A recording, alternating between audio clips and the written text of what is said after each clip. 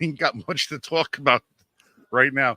Right now, it's a pretty empty slate tonight. You and me together, again, just the two of us.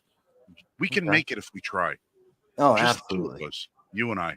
Oh, God. Ladies and gentlemen, thank you once again for joining us on this week's edition of the Weekly Square Table, because there's not enough of us to make it a round table. So this evening, I'm joined by my good friend, Michael Vasquez, the giant of media. And I call him the giant of media because he's the only person that can stand heads and toes above the rest, the dragon of the southern tier. And me, I'm just the silly gun guy who's sweating like a banshee here in North Carolina in the garage studio with no air conditioning on. God, it's hot here. It's just humid, and I'm now in the Bronx, and it's just been humid. It's not so much that it's hot; it's been humid, and I like hot weather, but the humidity has gotten to me, so it's a little bit bad. Before we went to bed last night, we called it an early night last night, about 9:30, and took the dogs out on their last trip of the night, and there was just a little flicker of lightning off in the distance. And I got up this morning at 4:30 to take them out again, and looked outside, and it was like fall. My deck was covered in leaf litter. Hmm. Couldn't see the deck anywhere. The storm had rolled through last night, dumped I don't know how many inches of rain on us, but boy, we're paying for it today because the air is like it's soup. It's just soup. I was driving. The sun is shining, and I'm driving, and as hot as it is, I'm getting moisture accumulated on the windshield as I'm on the highway. That's how dense the humidity was, Wow. and it's not lightening up at all. So, good evening, Jan. Oh, Jan, you know what? I'll send you a link in just a second, as soon as I log back onto that other thing. In the meantime, I'm going to let Mike take over because he's going to bring up our first topic of the evening. Oh God. Well, where can we start? I mean, there's a lot that's going on. There's what's popular in the news right now, and then there's what's not popular but important. And both of them affect, well, it's about the election, national security, it's about your life. I'd probably say the most popular thing, the thing that's really swamping everyone, is either the mugshot of Donald Trump or Vivek Ramaswamy and the Republican debate without Trump. So and Trump is kind of both of these issues, so let's deal with that right off the bat. So there's been huge press right now. They leaked the mugshot of Donald Trump, just like they did the other 18 individuals like Rudy Giuliani in the RICO conspiracy. And they leaked it all from Georgia so it could be out there. And people are like, oh my God, he looks so evil. He looks so mean. This is all coming from Democrats. And they're saying, oh, see, this justifies it. Trump has been arrested, so therefore he must be guilty. The same thing that we heard when they said Trump was indicted, therefore he must be guilty. Trump he was brought up on, not the acquittal, he got acquitted. It was with God, I'm missing the word. He's been put in front of the public year after year. Since 2016, he has been attacked in every form of news media from the left, saying that he is evil, he is the devil, he is bad, he is guilty. And every time, whether it's Russia collusion, whether it's the call for the Ukraine, it's being brought up in front of Congress, it's the indictments, now it's the arrest. Every time they do this, the answer is, therefore he's guilty. This is why we heard from Nancy Pelosi, who said, well, now he has to prove himself innocent. No, they're perverting the system. And this is all about the election. They're perverting the system by saying, okay, this is the preponderance of proof that he's guilty because someone said he's guilty. That's their reasoning. That's it. We feel like he's guilty, and we have a picture of him getting arrested. So he must be guilty. Isn't that proof enough? No, it is not proof enough. That isn't the proof.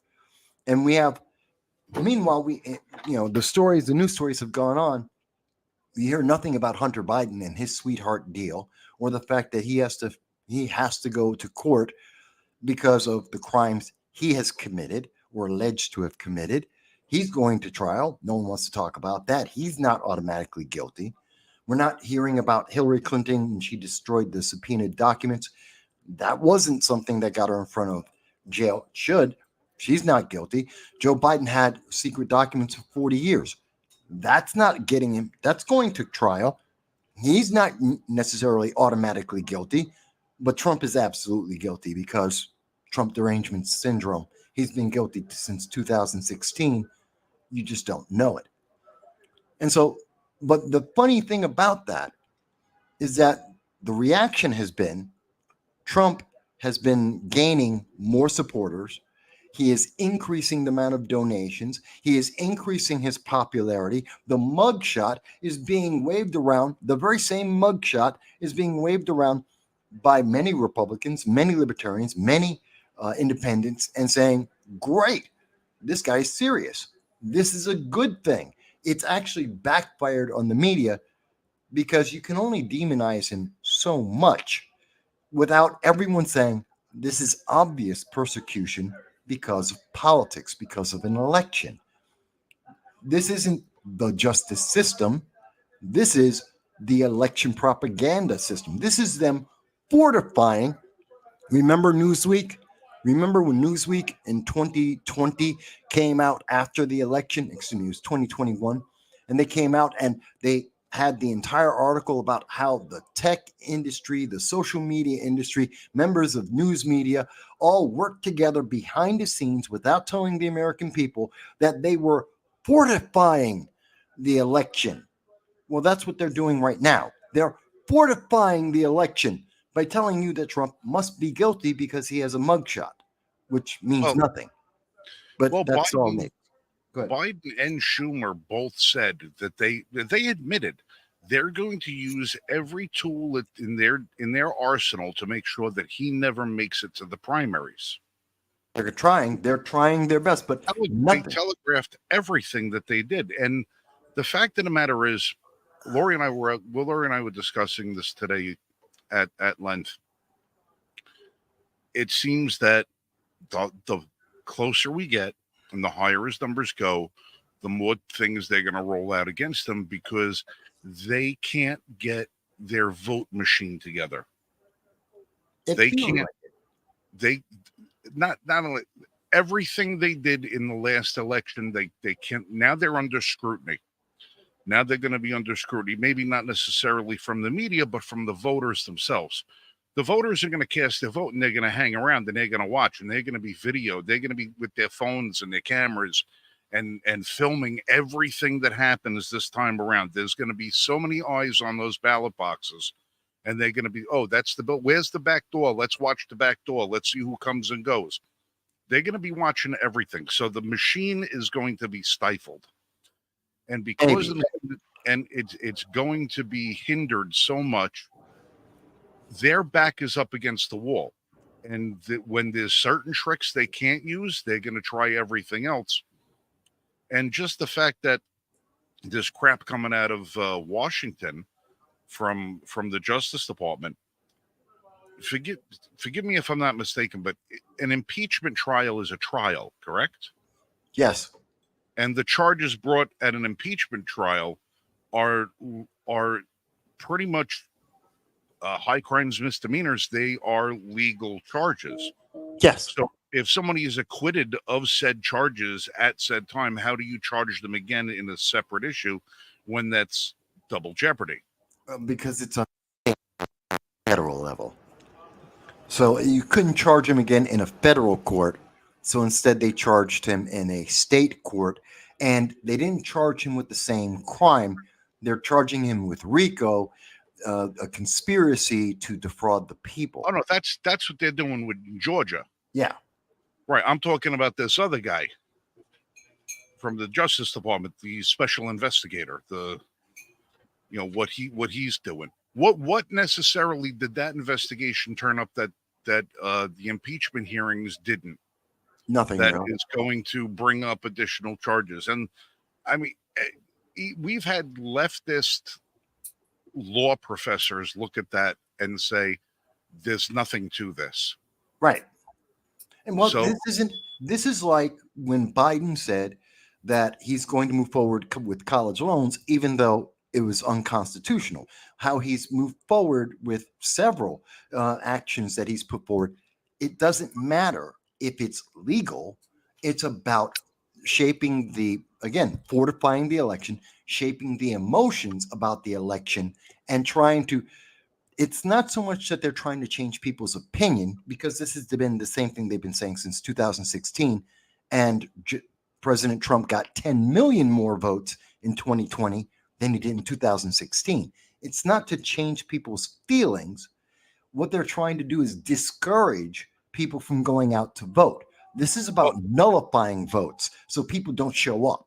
well, if you look at what they're doing with the Justice Department, all of this, they should really start taking all of the accumulative costs of all of this crap that they've been doing, the investigations, the indictments, this, that, and everything else, and they should just earmark it as a donation to Joe Biden, because what they're not going to spend in hit ads on TV and radio and newspapers, they're using the government to basically run their own negative ad campaign against Donald Trump.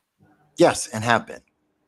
Yes. And yeah, so I'm going to love if and when Trump wins this thing, and we start having some campaign finance hearings about how all the money that was spent was basically used for a big campaign ad, and maybe we could start prosecuting people with that. I wish we did, but again, just like nothing came about when they admitted in Newsweek. Again, I'm going to the data. So take the emotions out of it. If any of the progressives out there, Democrats out there are looking at this going, oh my God, well, you're just being right wing. No, we know that there was a fortification of the election, which was essentially a massive emotional campaign. It was a manipulation of people's feelings in this race, which should have, again, just like you said, Frank, that's money that's negative adding. Those are negative ad campaigns. If any PAC did this, we would see the dollars and see how much money. But because it's the New York Times saying, well, we're being objective, without actually being objective, without having anything substantive, while hiding substantive material like Hunter Biden's laptop, like the business deals with through his son's business connected to the Chinese Communist Party, the deals that he had with Ukraine, the money he received as vice president. The fact that they're hiding this information, that they're slow walking all of this, you can't say, well, we're being objectively fair. No, you're not. Trump sneezes, they're blaming him for creating a hurricane. Biden gets $5 million from questionable sources through 22 different secret companies masking where the money's coming from. And everyone goes, well, that's above board. There's absolutely no problem there. I'm sorry. You can't tell me you're not having a bias there. Dan, what do you think? Or his alias that he operates under with his emails and business dealings. Exactly. Why would you do that? Ladies and gentlemen, our friend Jan Raines, NASCAR pit crew chief. Yeah, I noticed you changed my thing there. Yeah, earlier. I think the biggest takeaway that people are missing about this Georgia stuff is the fact that you can't try this under state. It has to be federal. He was the president during all this alleged stuff that they're saying. That's another problem with it. And the thing that helps back that up that you're not hearing about, and I happened to see, I was online looking at stuff today, and I came across, did you guys happen to see his lawyer on Meet the Press this week? No, I didn't. In there, he talks about Nixon versus Fitzgerald. Right. If you want to pull that up. And Nixon versus Fitzgerald states that when you were president, You can say anything you want. And you are covered by presidential, whatever it's called. Privilege. Privilege. Executive privilege. Mm-hmm. Yes. So, and it goes under First Amendment right. Yeah. I don't care who anybody is. You can say the election was rigged. You can say I didn't lose the election. We know this because Democrats have been doing it for years. Stacey Abrams still hasn't conceded that she lost the governorship of Georgia. No, and we had Al Gore in 2001, Hillary Clinton in 2016. The Democrat, and how many times have I seen videos of Democrats during the reading to proclaim the president have stood up there and said that they were going to challenge the electors. Maxine Waters, 2021. January. They've done it many times. Excuse me, it was January 2001. In January, Maxine Waters did the same thing. She stood. There were a whole bunch of them in 2021. Right, but I meant and then previously. So why are the rules again? Why are the rules different for liberals than they are for conservatives when it comes to issues?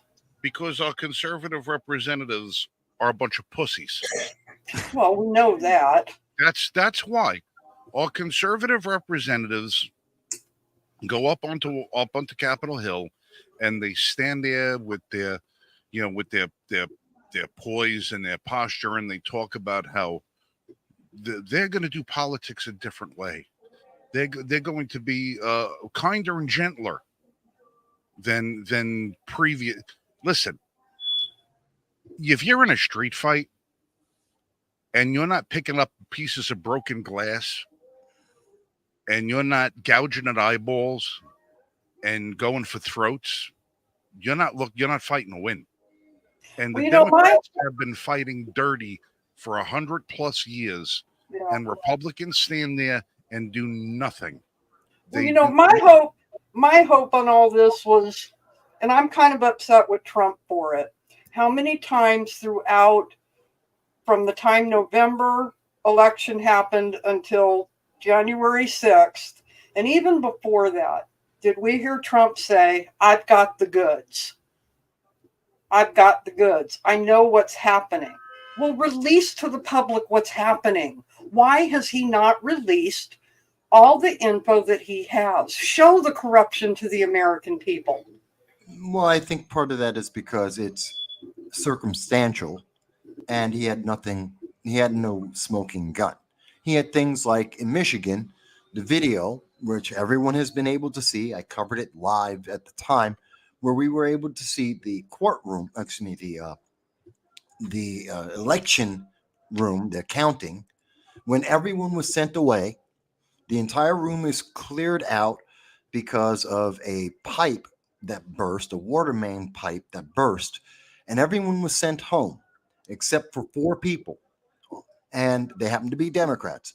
And those 4 people stayed in the room as everyone else left, and then pulled out the boxes or suitcases, whatever you want to call it, the containers that had ballots, pulled them out and kept counting. And an analysis of that based in the court documents when it was being tried, we could see that several of those ballots were read 3 times in a row, the same ballot.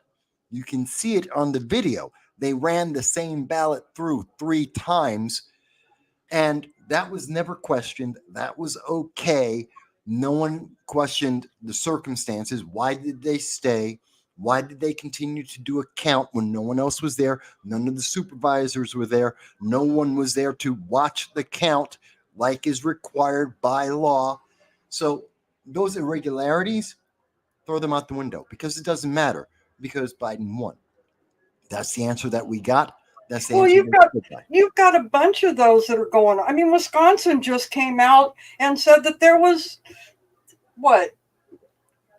10,000 votes? Irregular votes, yeah. irregular 10,000 irregular votes. You've got 2,000 mules that came out that showed these people dropping off massive ballots, but they only stopped at 2,000 because and there were far more than that. Yes, and another state came out and said that there was may have been Wisconsin too, that said that there were the ballots that were brought in were fraud.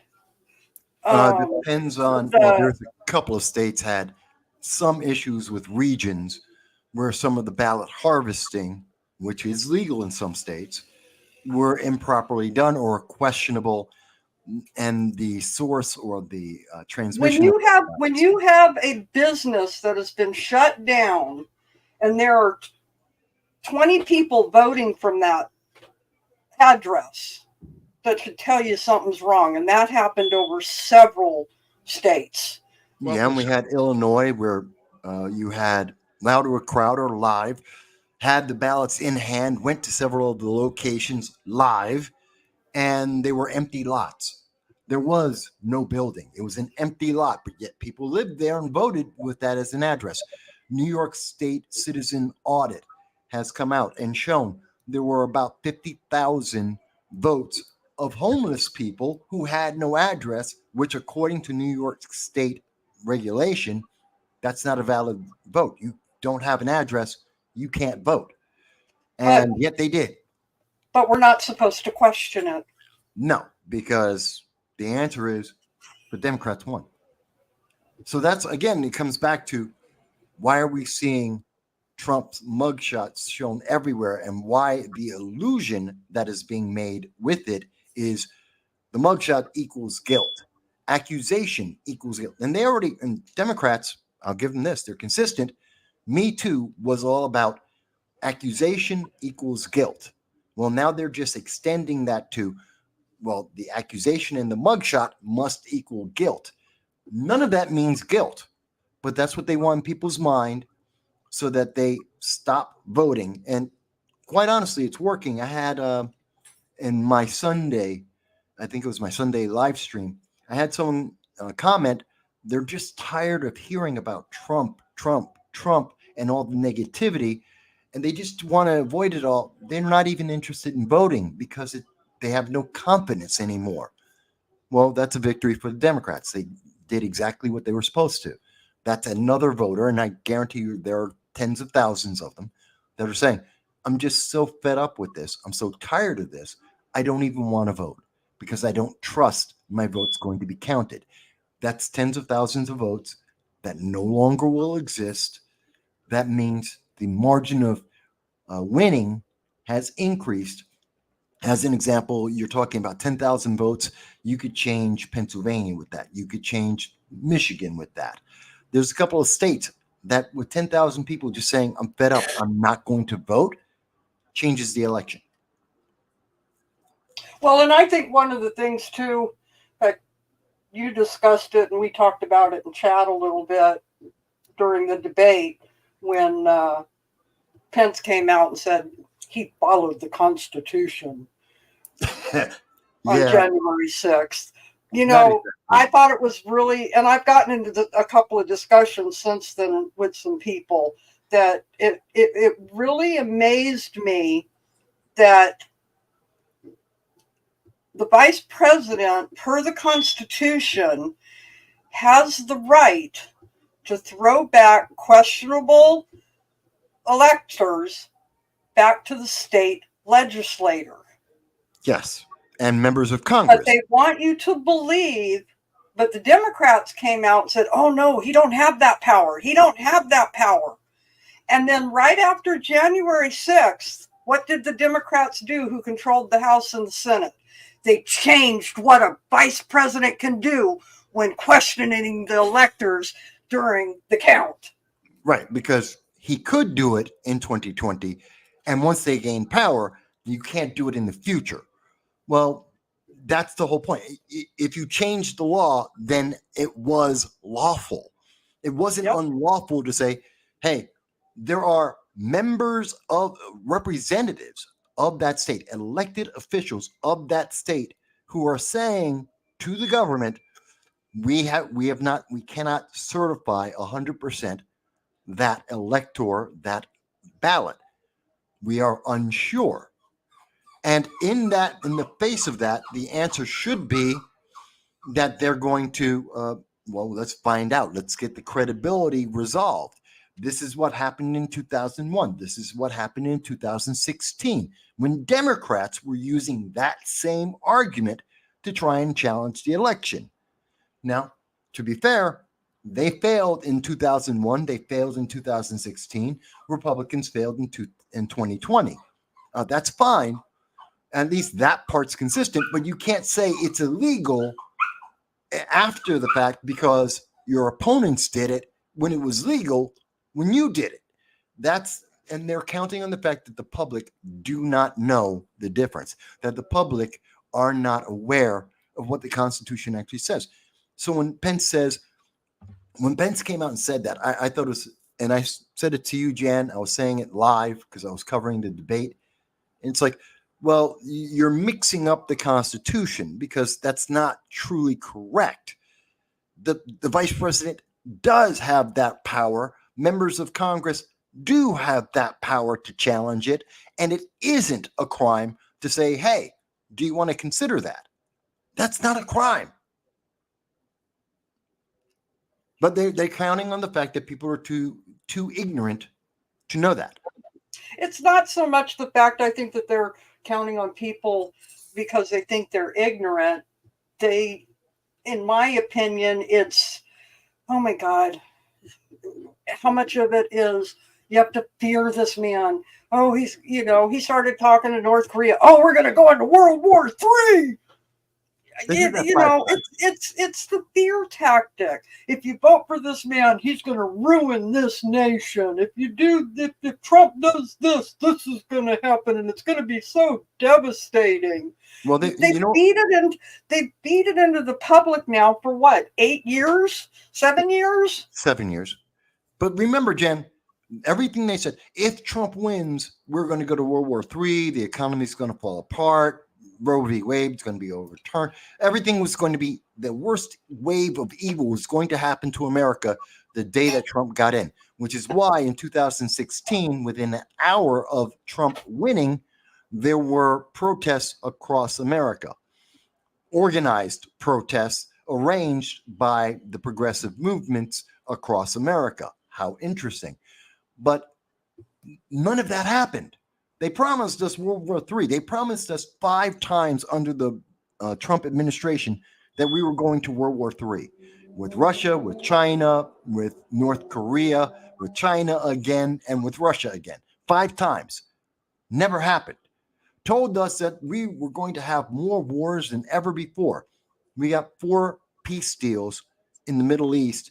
Trump got nominated for 2 Nobel Peace Prizes for actually trying to reduce the amount of war in the world, rather than Obama, who won for the potential to maybe one day cause less wars in the world, which he didn't. What did he do?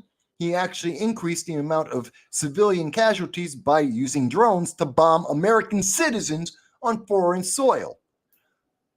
That's why I hate what I do. I remember this stuff. I've been doing this 17 years. I remember the details. I remember what Republicans have screwed up on and what they promised. I remember what Democrats screwed up and what they promised. I remember the details. Obama was killing American citizens overseas without a trial, without even an accusation of guilt, using drones to kill them, and he justified it through the DOJ. I remember that. And they're telling us that Trump was worse than that. That never happened under Trump. The cages were created by Obama. We can go, and I can go over all of that. And again, it doesn't matter if you think Trump is a great president or a horrible president. He wasn't what you were promised. He wasn't the evil that you were guaranteed from the New York Times to CNN and everyone in between promised you that the world would end and that he would be evil incarnate. And that didn't happen. You were told that everyone would be impoverished. It didn't happen. And now, because they're telling you he is guilty as sin, and yet every time they've brought up charges, and once people get to see the actual case, when it actually goes to court, they lose every single time. Well, they're going to lose on the document case too, because Yes. again, the president has a right to hold on to the papers that he deems he should hold on to. He has a right to declassify, and he has a right to turn over to the National Archives or to his presidential library what he feels he wants to. Yeah, and the biggest part of that, and just to make it simple for everyone, no matter how you feel about it, the reason why the president has the right at will to declassify a document, every president, not just Trump, every president has this right and has used this power as given by the Constitution, is because they have discussions. They are the only ones capable of creating the treaties and discussions of international policy around the world. They are the highest diplomat of the country. And at will, the president in those negotiations can declassify any document they need to be able to conduct international relations. Well, and I think the way they're going to get with that too, because like I said, with the Georgia one, they can use Nixon versus Fitzgerald. And the guy that was on Meet the Press, he brought up the fact that it was another video that I was watching, that a judge quoted saying that because they couldn't go after Bill Clinton for the tapes in his sock drawer because he had the presidential pardon. He had a right. Those were his files, even though they were foreign leaders and dealings that he did with the foreign leaders. The judge deemed that you can't go after him because he had the presidential privilege. Right. Well, that goes into the right of the president to conduct international relations. It's part of why they can declassify. It's the same power. It's the same Well, that's power. what I'm saying. But they can use, like they're going to use the Nixon versus Fitzgerald. They can use this judge, what he said about Clinton and why they couldn't go after him for Trump. Well, Right. if the judges stated this in this case, how can you say he's guilty in this case? He was the president. It applies. Right. What happens is it's going to go to the Supreme Court. And again, the ruling is very clear. The Constitution is very clear. And the reasoning for it is very clear. And it hasn't changed since the day we started our nation. So that's not going to change. It's going to be upheld. And again, the case is thrown out. But none of this is about convicting Trump. This is about just trying to get a preponderance of people to not vote, to be fed up with the system, to feel that it's corrupt, to feel like their vote has been nullified. And the realization, the actual nullification, is people not being allowed or being discouraged enough that they don't vote. That's ultimately the goal. Well, and I kind of look at it too. Take the Second Amendment. Why do they want to take the Second Amendment away from us? So they can disarm us, so they can make their draconian laws and control us. What does Trump always say? They're not after me. They're after you. I'm just standing in their way. Well, yeah, Trump is. It Trump goes is along the same basis. They want to get rid of him because they don't understand the fact that a lot of us have felt and thought the beliefs that we have felt and thought most of our lives before Trump even became a Republican, because people forget he was a Democrat, and all these people loved him until he turned and became a Republican to run against Hillary. Yeah, because I have felt this way way before Trump, and I'm going to feel this way way after Trump, just like so many other of us. But they think that if they wipe out everything Trump, that we're going to change. Well, they're forgetting that, and this is a good segue to this.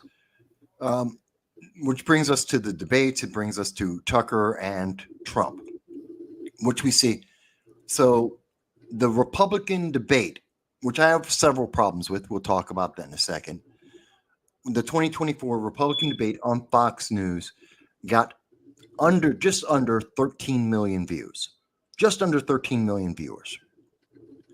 The best viewed event for Joe Biden, the best so far in his entire time in the White House, 38 million.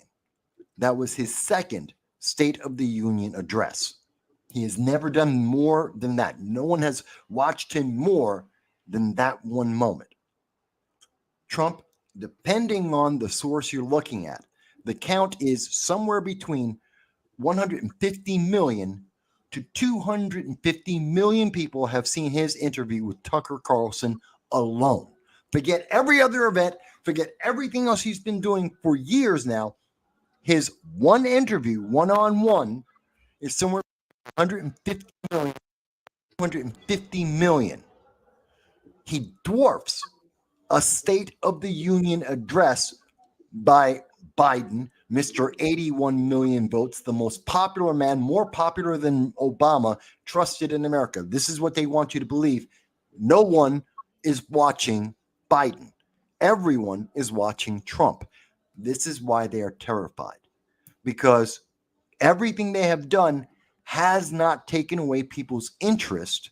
And in fact, they seem to be creating more interest for him, because the more you hear him and the more you see the difference between the Biden administration and the Trump administration, because now we have a record for Trump. We have a record for Biden. We can compare those records, and whether it's international policy, national security, immigration, you can look at the national debt, you can look at the economy, and every single standard you can compare these two men on, Biden is worse. Empirically. I don't care if you're a Democrat. I don't care if you're a progressive. I don't care if you're an independent. I don't care if you hate President Trump, because elections and the elected offices have nothing to do with your feelings. Your feelings are meaningless. It's, are they effective? Are they efficient? And by every metric, Biden is not, and Trump was. And they see that, and they know they're going. That's something that should be an indicator of losing an election, unless they can fortify it beforehand. Yeah. You know, after you got done with your live that night, I went ahead and watched the Tucker interview. Yeah. By the time I got up the next morning and was checking news outlets, there was a news outlet that stated that Trump called for civil war.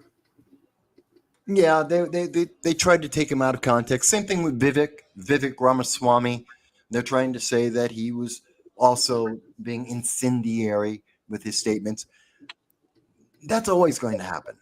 They're taking, when we listen to them, they're looking for that 1, 2, 3 words that they can take out of context and go, see, he is evil. These are evil people. MAGA is bad. Well, if people watch it, though, if people actually watch it and listen, Tucker asked him, do you think we're headed to a civil war? And Trump said, well, people are pissed. I haven't seen people this upset in a long time. Yeah. And therefore, civil war. Yeah, but that's the same thing as saying, hey, I want you to speak up about this election. Well, that's calling for insurrection. And again, he's calling for insurrection. Why? Because he answered a question. Because he's addressing a concern of the American people. Again, this is all about the propaganda. This is shaping emotions. And the answer isn't whether you agree or you disagree.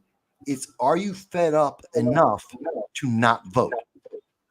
That's what this is all about. To make people so discouraged about what the result will be, they don't vote. And that helps, they believe will help Biden win by lowering the total number of people voting. I truly believe that is the ultimate goal here. It's not to change people's opinion, it's to stop people from voting, nullifying them completely. Well, and I also think that hey, I also think that they're going to try to do some of the things that they did for the 2020 election regarding all the COVID crap. You heard that they're trying to put mask mandates back in, haven't you? Before we get there, because yes, that is something else I wanted to bring up tonight, which they think is also unconstitutional. So this is massively bad. They're trying to get rid of our right to vote. They're trying to convince people not to exercise their right to vote, kind of like they try and convince people not to exercise your Second Amendment right by making the process too expensive to actually do it, to give you too many hurdles for you to exercise right. So this is something consistently from Democrats. Again, another reason why I believe this is what they are doing. But let's talk about the Republican debate. The number one problem I had is that I don't care that it was on Fox, could have been on CNN, could have been on C-SPAN. I could care less. I don't care what network is covering it or how it's being covered in the news. My problem was that it was firewalled. This wasn't available to the public. This is a debate for the presidency of the United States. This is something that affects every single American directly. And rather than having it, and this is why we used to have them on ABC, CBS, NBC. Why did we have it on public television? Not because they were the biggest channels, because every American could get that, because it was accessible to every American. And now Fox put it behind a firewall that you had to go through their system. You had to get some way to get connected to their personal channel so they could make benefits, so they could make money off commercials. That they firewalled it. They locked American citizens out of it live. And that, first and foremost, is absolutely wrong, evil, and detrimental to the nation. Everyone should have been able to see it. And if they did make it publicly available, I think you would have seen more than just 13 million people see it. They did make it publicly available on YouTube on the Fox News channel after the debate ended. Yeah, but the problem is it's already done. I know, but I'm just saying. But they're going to say, we made it available to the public. Yeah, at 11 o'clock at night in the middle of a work week, that's when no one's watching the first run. You're not going to see that. People watched it. The reason why it was supposed to be at 8, 8:30, 9, why they did then, that's prime time. People will be able to see it, and they'll be able to watch the whole thing, go to sleep, and go to work the next day. That's why it's prime time. They did this. They restricted this, and that, I think, is the first problem with it. And I think that's evil. The second thing is I think this is being misrepresented. Because what are we hearing? I know the popular opinion right now, I've seen it all over Twitter, it's been all over social media. Vivek Ramaswamy won. No, he didn't. And I think people may disagree with me. I'm happy to see the comments. But I truly do not believe Vivek won. There were only half the people on the stage that actually were looking to run for president. That's like Mike Pence, who's not going to get it. Chris Christie, who ended his career, not that he had one since 2016. Asa Hutchinson, done. They're gone. They're not going to make it. We know this. But you had Tim Scott, you had Nikki Haley, you had Vivek Ramaswamy. They were all trying to get VP. And I think Vivek was popular because he had a lot of energy. He's a charismatic young man. And he was saying a lot of the things that people are frustrated about. He's basically a Trump light, not like a DeSantis Trump light, but an actual Trump light who's willing to say the things that Trump would say. But he doesn't have experience. And it's shown. It showed through. He was being baited constantly by DeSantis and by Chris Christie. Imagine if that was China. Imagine if that was Iran. Imagine if that's Russia. Imagine if that's North Korea, that he's, as vice president, he's having those same negotiations with a hostile nation. Bluster isn't diplomacy. Bluster isn't leadership. And that's what he was presenting. Bluster. Yes, he had a lot of energy. Yes, he's charismatic. He had nothing of substance to say. And that's why I think he lost. And he will most likely get a cabinet position, probably as the Secretary of Labor or Commerce, but he won't be vice president because he doesn't have the wisdom and experience. And I personally think Tim Scott won for those same exact reasons. Being baited into the attack on the stage, he was able to bring reason. He had some more substance, wisdom. He had more reasoning. I think he was the better candidate. He also he splits the black vote with Kamala. So I think, and he has friends in the establishment. He's the stronger candidate, and I think came out of that Tim Scott, for the politicos, they're looking at Tim Scott, while the populists are looking at Vivek Ramaswamy. But you guys tell me what you think. Well, the only thing I'm going to tell you right now is I just got a phone call. I'm going to have to take an early reprieve for this evening. I have to take care of something family related. But yeah, no, not a big deal. It's just I have some things I have to take care of unexpectedly. It'll wait for a few minutes, so I'll just have my say in with this. I did not watch the debate. I had no interest in watching the debate. I don't care about watching the debate. This is the undercard. I really don't care about it as far as, all of this is going to eventually hash itself out with none of us really having much input on it. The pack will wean. Somebody will drop out. Another person will drop out. They'll suspend. Oh, I'm suspending my campaign. And it'll just take its natural course of action because it doesn't matter. It doesn't matter. None of these people that are on that stage, unless they figure out a way how to get Trump off the ballot completely, none of these people are going to be top of the ticket. None of these people are going to win a nomination as long as Trump is in the game. It's not going to happen. So, like you said, it is an audition for vice presidency, which I think Trump probably already has his ticket in mind. I think Trump already knows who he's going to pick if he should actually get the nomination and stay on the ticket. And I don't think it's going to be any of the people on that stage. I don't think it's going to be any of the people on that stage. I kind of am looking and thinking to myself, it's probably going to be Carrie Lake.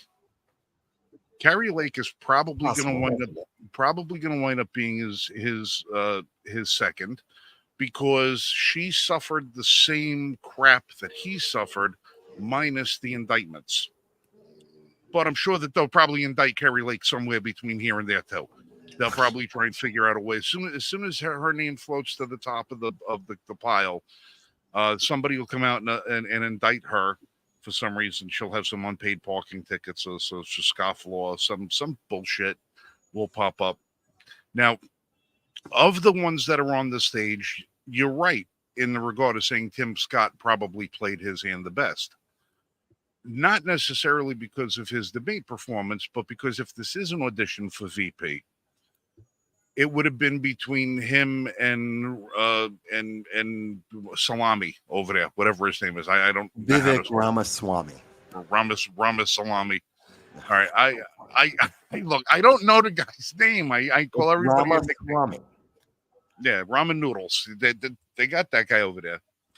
I personally, I don't know where this guy came from. I don't know what his credentials are. I don't know what makes him think that he's going to be qualified to run for president, other than the fact that he speaks eloquently, and I don't know if he's ever held an elective office or anything. No. Which, that to me is not a disqualifier. Don't get me wrong. I think you're probably better off not having held an office if you want to lead the country, because at least you come into it not soiled. You know, if you've had an office, you're soiled as far as I'm concerned. But I don't know what hoisted this guy to any sort of level of prominence. So I don't. What's that? Young Yeah. made money.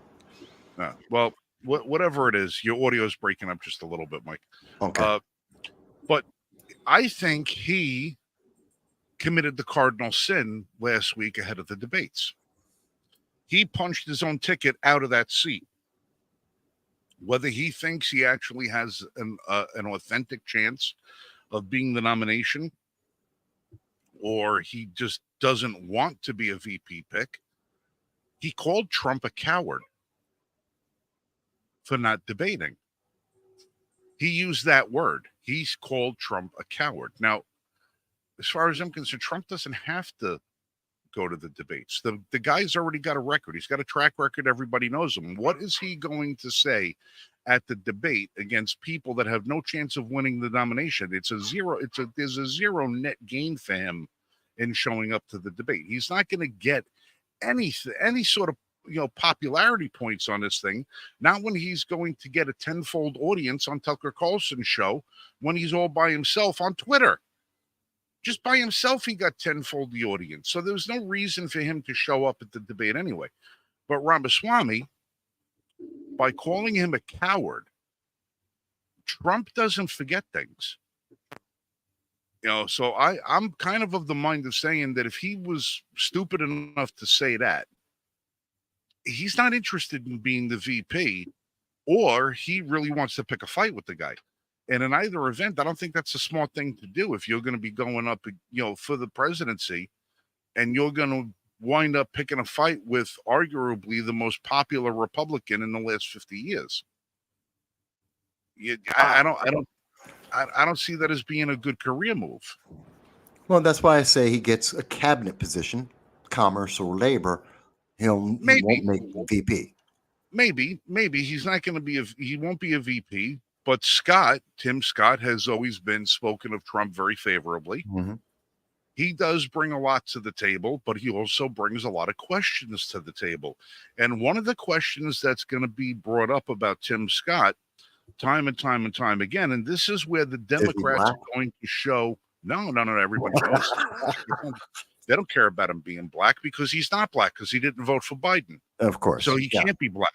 He can't be black because he didn't vote for Biden. But what they're going to bring up, and this is where the Democrats are going to tip their hand, you're going to see as Scott starts rising in the polls, after Christie's out, Hutchins is out, after Chris Christie, the other guy over there, after all of Burgum. If Nikki Haley's out, Scott's numbers are going to come up. You're going to start hearing the whispers, because I heard them already. I've already heard the whispers, but I think I know what you're going to say. The echoes. I think I know what you're going to say. Tim Scott is a 54, 55-year-old black man. I knew it. I know. I've already heard it. And doesn't have any children. Yeah. What is Tim Scott hiding? I've heard that. Right. And it's going to be the whole, Hillary's a lesbian. We heard those whispers for years. But that will be the hit job that they try to paint against Tim Scott. Yeah. And if Tim Scott is the VP, they're going to paint it as being, well, everybody knows he's gay and everybody knows that he just hasn't come out of the closet. So how loyal of a friend to the LGBT community is he going to be if he can't even be honest about who he is? So they're going to try and drive that web. That's going to be the next talking point, is Tim Scott is gay. And then they're going to say, well, the only reason Trump chose Tim Scott, if he did choose Tim Scott as the VP, was to carry favor with the LGBT community. That's what that's going to be. So that's the card they're going to play with that. Now, Tim Scott, to his credit, doesn't talk about his personal life, doesn't say anything about his personal life, and he's got no reason to talk about his personal life other than the fact that the American voter likes to know who the person is, not just what they stand for. They like to know a little bit about the person himself or herself. They like to know a little bit of the background, because when you have unanswered questions or things that are ambiguous about somebody's personality and who they are, that shows a certain level of secrecy that you can't necessarily trust. And unless you're going to be an open book, being in public office is not the place you're going to be. Now, there are a lot of people that have made a very clear distinction between their public and professional life. Yes. And they say, I am not going to intertwine the two of these things. I have already been told that if I ever ran for any sort of office, I'd be doing it from a position of homelessness, because I would get thrown the hell out of the house. Mhm. Lori doesn't want any part of me running for politics. Even if I asked her, I said, can I run for county sheriff? And she said, no. Yeah, I am not getting dragged into politics with this. I know you These- know this, Frank. You know I lost a relationship, a 10-year at that time, 12-year actually relationship, because I ran for elected office. Right. Yeah. It's damaging. It's damaging. Now, granted, maybe single people are the best people to run because they can't have anything leveraged against them family-wise. Hmm. You know, you can have your relationships and do whatever you want to do, and you know, and who's to say, hey, it's my personal life, it's got nothing to do with the office. You're not going to dig up dirt on my wife. You're not going to dig up dirt on my husband if you don't have one to dig dirt up on. So Tim Scott is a wild card in the position. I think Ramaswamy probably did himself, like he probably did well with the populace, but I think he hurt himself as far as Trump is concerned, and I think he hurt himself as far as Trump supporters are concerned. I don't think you're going to have somebody who was pro-Trump, vehemently pro-Trump, all of a sudden hear some guy who's Trump light badmouth Trump and then say, oh yeah, that's the guy for me. Now, I do have a friend who was talking, well, one of Lori's childhood friends said that she's more inclined to vote for Ramaswamy than she is for Trump because she's just tired of it. Yeah. She's tired of it, and she says it will just be another 4 years of investigations and indictments and this and that and everything else. I think she's also failing to realize that with the 2024 election, it's not only going to be a matter of the White House up for grabs, it's going to be a matter of the House and the Senate. Right. And I think with the amount of damage that the Democrats have done over the last 2.5 years under this nincompoop and their evil ways, I think a lot of people are going to cast their vote to the red. They're not going to want to, have these people in there. And you're going to have a couple of people that are going to die or resign by the time the next election comes around. So they're going to have a little bit of a vacuum of power there too. So if you're concerned about the investigations going on into Trump, just consider the fact that you can't have investigations if you don't have majorities. So as they lose majorities, they lose that power. Now, how far Trump wants to push in draining the swamp, because as far as I'm concerned, you could probably eliminate 95% of the positions in the federal government and improve the efficiency of the federal government by 4,000%. It's close to more closer to the numbers over at Twitter. But yes, yeah, you're right. Yeah, Washington just needs to be sanitized. All of these positions got to get closed down. Half of these alphabet organizations got to be defunded, dismantled, and all these people got to say, okay, listen, time for you to go make it in the private sector because he ain't got no more job here. He's got to do that. Now, if Trump were to start eliminating positions, he eliminates the need for those positions to be funded. If he eliminates the need for those positions to be funded, he eliminates the need for omnibus bills, because now you can streamline government. And in omnibus bills is where all the politicians get their slush fund money out of. So if you eliminate the positions, you eliminate those bills, and now you have a more clear understanding of how our money is being spent, you then see how little money will be being persuaded into the pet projects of your swamp congressmen and senators. If those guys, whether Republican or Democrat, they are going to see that as a threat to their own power and position. party notwithstanding. Yeah. You'll have you'll have Republicans wanting to launch investigations into Trump just because he's taken away their slush funds. If he were able to do it. It's down to this. There's an awakening that needs to take place, and in some circles it has. The people need to remember this as far as the election goes. There are states right now trying to eliminate Trump's name from the ballot completely. They don't want his name on the ballot. They want him to. You want 270 electoral votes. You're going to have to do it without all states' electoral votes. Now, granted, most of the states that are trying to do away with them, he ain't getting their electoral votes anyway, and they're winner take all. So they're not splitting the electorate. But they're not taking him off the ballot. And this is what people need to understand. If they take his name off the ballot, it's not just that they're taking his name off the ballot. They're taking your right to vote for him off the ballot. You have a right to cast your vote for whatever candidate you want. Even if you write that name in, it doesn't matter. You can vote for whomever you want to. You're an American citizen. But if one of those spaces on that ballot that you should be able to put your checkbox next to and say, this is the person I want to vote for, if they eliminate that name, it's not that they're eliminating him. They're eliminating you. They're eliminating you. They're taking your vote away.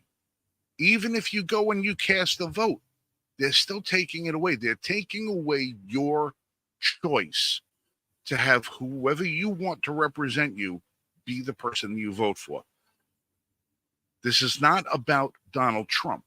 This is about them telling you this is the way it is, and you will not ask questions. You will comply or you get nothing. And that's what, when you start talking about the mandate with the masks that they're going to start bringing back, and you're going to get into that, and I'm going to be out of here before you get going on that. But I'm just going to leave you with my thought about it. They need to control you whatever way they can. And if you fall for the same bullshit that you fell for a couple of years ago and you let them get away with what they're going to do to you, you don't deserve the country that you live in. You have to do your part. And if you don't do your part, somebody else takes your part from you. And believe me, there's 24 million people that don't have any documents that they would much rather have voting in your place. So unless you start standing for it and say, listen, I'm not complying with your crap, you're not going to take my choice away. And you don't start letting your voice be heard and start standing up, stiffening your spine and saying, no, I am not afraid of you. I am not afraid of your crap anymore. And I am not going to be led around blindly by people who want nothing more than to control me. You're going to lose every essence of what it is to be an American. And if you let that happen, you got nobody to blame but yourself. So with that, I'm gonna sign off. I got a couple of things to do. Some unexpected circumstances came up that I'm gonna have to take care of this evening. I want to thank everybody for joining us. Mike and Jan are going to be on. They're going to continue talking. I will pop in as soon as I can in the comment section and throw some more of my words of wisdom in there when I get a chance to. On behalf of myself, Michael Marshall, Jeremy Bishop, who would be nice if he stopped in once in a while from the Liberty First Front. Well, Jeremy's been him and his wife been dealing with a lot of stuff right now, and we always have all well wishes, and he takes as much time as he needs. He's a brother, he's a friend, he's a co-founder, he's one of us. So you'll pick at him every now and then. Yeah. But yeah, we got to pick on him every now and then. Otherwise, we're not doing our job.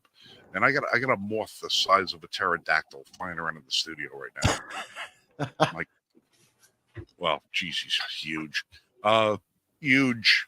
So until I see you guys next weekend, next Friday night, you guys be safe and shoot straight. And please remember to go to l1f.us and join the membership program.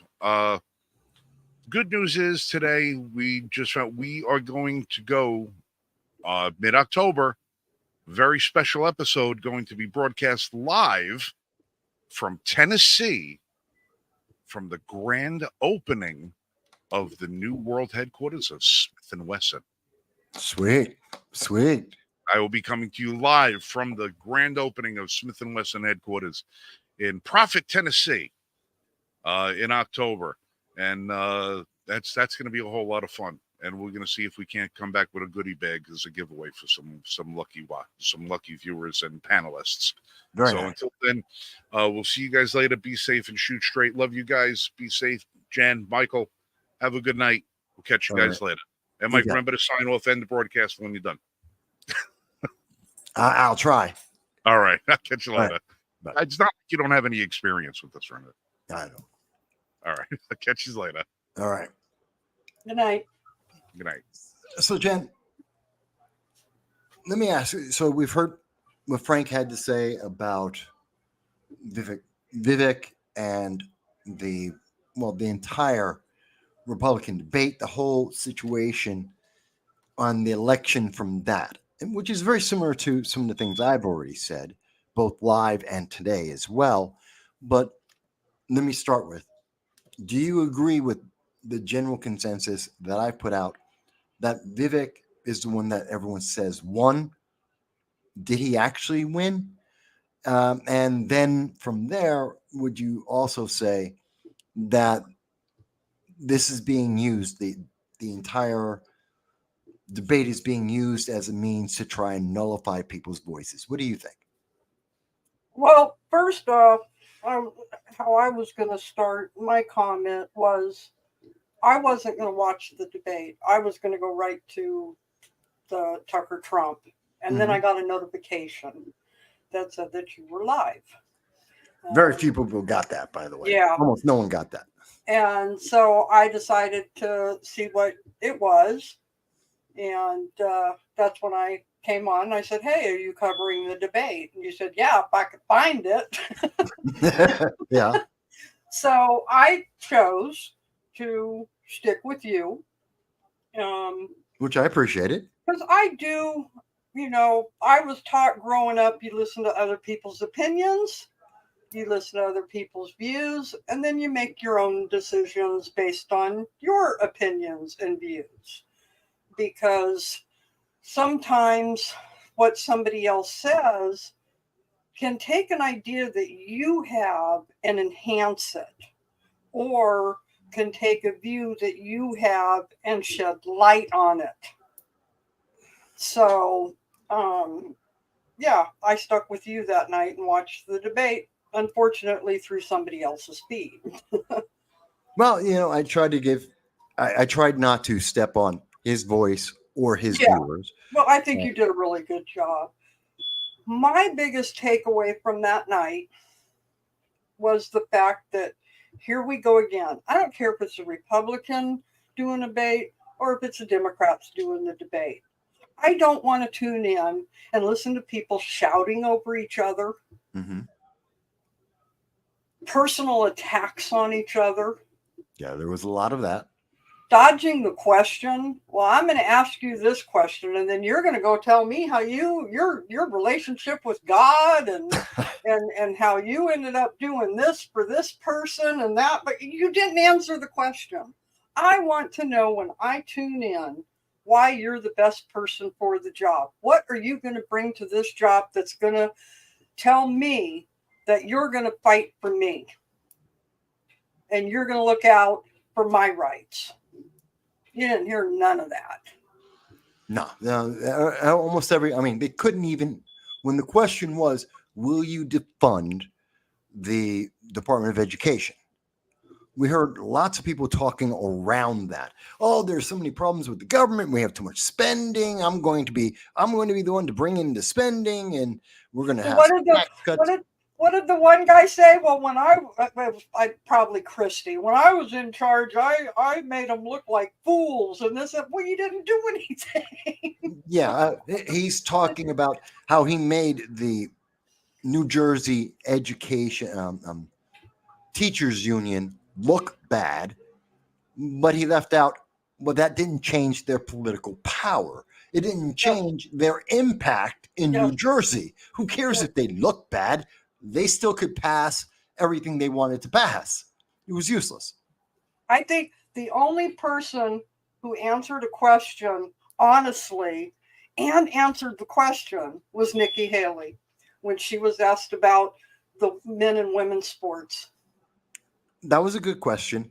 Well, that was my other problem with the Republican debate on Fox. They changed the question first they were tailoring the question to the person they asked first.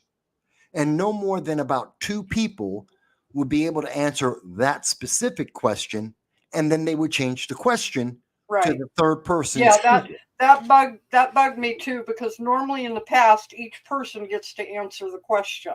Right. You ask the same question. Wonder though, especially in the beginning of it, I wonder if they started to do that because there was so much arguing going on between, what was it? It was Christie, Pence, Vivek. Everyone was after Vivek. Everyone knew. But they wouldn't. But they were continually talking over each other and arguing. Yes. But so I think that, so for that point, because I remember one of the commentators at one point said, okay, enough with you guys. We have to get to the other, the other people on the stage. Martha McCallum. There was several times that you didn't hear from any of the other nominees. Yeah, you didn't hear from any of them because they couldn't get a word in edgewise. They couldn't get the attention on them so that they could answer the question. But see, that's a problem of a bad moderator not cutting them off sooner, which they should have had the power to cut off the mic. We need to get rid of moderators. Well, no, moderators make sense because when someone is either saying something that is factually and readily wrong, or when they avoid a question so you can push back, kind of like what happened with Martha McCallum on Christie after he finished talking about the New Jersey making people feel bad in New Jersey. She asked him, but are you going to defund the Department of Education? And that's what the moderator is there for. Yeah. When they filibuster. Yeah, but they don't, unfortunately, though, the commentators don't do that as often as they should. No, they don't. Need, in my opinion, when it comes to somebody moderating a debate, it should be somebody like you, somebody who is independent, who looks at both sides of everything and actually comes up with questions that they're not going to be able to give their, I'm going to skirt around the question and not answer it. Well, that takes, I know we used to have that in our moderators. We used to, and they used to. We don't anymore because it's about feelings now. It's not about the truth. It's not about it's not a, and that's why our debates have changed so much too. It's like I said in your comments when you asked at a break, so what does everybody think of what's going on right now? What are your opinions of what you've heard so far? And I said, same old, same old. Nothing has changed. Yeah. But that's why they were asking questions tailored to the person answering it, rather than giving them all a challenging question that can't be answered by a bullet point. And so they knew what they were doing. And it's really sad because Brett Baer is a very good news reporter. He is very knowledgeable. He's been doing this for decades. He's got the experience. He's got the respect in the industry. And when he speaks up, he could control he turned and controlled the audience. When the audience was booing, I think it was Christie. Yeah.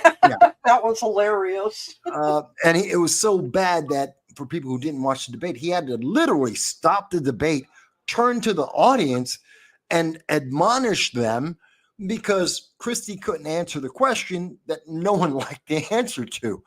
No matter what, everyone No matter who they liked on the stage, no one liked Christie. But he was able to do that, and the audience did calm down. He did stop the bickering on the stage, although he allowed it several times more after that. And I think that's because he's getting the word from the producers in the background that, oh, we need this because it's like reality TV. We want the conflict. People will watch the conflict. Maybe that'll get us more views. But you're not watching a political debate for the president of the United States for political conflict. You're not for interpersonal conflict. You're there for, are you qualified to run the nation? And I need to have answers to, are you good enough to run the nation? And they really didn't answer any of that. Right. Well, and another point, you had asked, and you've stated it here tonight with talking about the debate, and you even asked that night in the chat room, out of the people on the stage, who do you think, has the chance of getting the vice presidency? And I came back and I said, hopefully none of them. Right. I said, in my opinion, and I agree with Frank, Carrie Lake, somebody like Carrie Lake, somebody who we don't need another everyday politician in that office. We're tired of, me personally, I remember when I was like 25, 35, between that age, 25 and 35, I said, I am sick of politicians. We need people in there who are everyday Americans, the way it was way back when. I don't want a lawyer up in Congress or running the presidency so they can word and figure out how to write laws where we don't understand them. Our founding fathers were farmers and doctors and fathers, and we need to get back to that, because the politicians are killing us. No, I think you're right. Well, the politicians that aren't willing to take a stand, and that's almost all of them right now. I don't care if you're left, right, and even the libertarians. No one's willing to actually say, and here's my principle. Here's my line in the sand. Here is where I stand, because that's where my constituents stand. They've got my back. This is what we believe. We've heard almost no one say that. Probably the ones saying it the most, Justin Amash and Rand Paul, on specific issues like dealing with the pandemic. And beyond that, not as much. Right. And then you've got MPG and Gates and them, but it's, again, you can even go Cruz, but it's only on when it's important to them. It's not when it's important to us. Yeah, it's their one issue. It's their one silver bullet that they want. Like Cruz, it's usually about, for Cruz, it's pretty much immigration. Same thing for Gates. You're seeing Jim Jordan, it's mostly about J6, January 6th. They've got their little one issue, and everything else can go to hell. They've forgotten about all of us, the people who pay their salary. Yeah, and I have a problem with that. And I'm not afraid to attack, and people always forget, it's okay to be upset with people in your own party. I got no problem with that. If they're failing, call out their failure, remind them they serve us, which, again, that wasn't on the stage. Fox News wasn't giving them the opportunity to say, yes, you're going to stand for the public. And as much as Vivek was like, here's the popular line, here, this will make people get riled up, that doesn't mean you're serving the public. That just means you're able to get people's emotions. Well, it's like we discussed at the end of it when they gave their closing statements. Ramsway, whatever his name is, he gave an excellent closing. Yeah. It's just, it would have been nice if he would have shown that during the debate. Yeah. What his closing was perfect. I mean, what he said, it was like, oh, yeah. I mean, anybody would be sitting there going, oh, okay. But if you look at what he said in his closing on why you should vote for him, but then you looked at his demeanor throughout the debate, it didn't add up. Yeah, because one is a practice line meant to motivate voters. The other one is him, because once you get into a debate and it starts getting heated, you can't go back to the catchphrases. It's going to be you, your personality, your motivations are going to come out, and I think it showed for him, which is why I say, for me, and I know almost all the mainstream media, almost all social media says, Ramaswamy won, and I'm like, no. If I'm looking at him critically, in my opinion, I don't think any of them won. Again, that's my opinion. Right. But at the end of the show, you stated that you felt that Tim Scott won. Yeah. And I commented on there, I can understand why you said that, and I can see why you said that. Yeah. Even though he was one of those ones that was asked specific questions. In fact, I think you noted that it was mostly geared toward religion. Yeah. They kept switching. Almost every question they asked him had some quasi-religious component to it, so that he could quote scripture and tell us about the Bible says. It's like, great, I'm glad you're appealing to religious conservatives, but that has nothing to do with running the United States of America. And that's the guy I thought he won. There was so much that they didn't ask that they should and could have asked. They didn't have to go into the Trump stuff in this debate. I would have rather heard how they're going to protect children.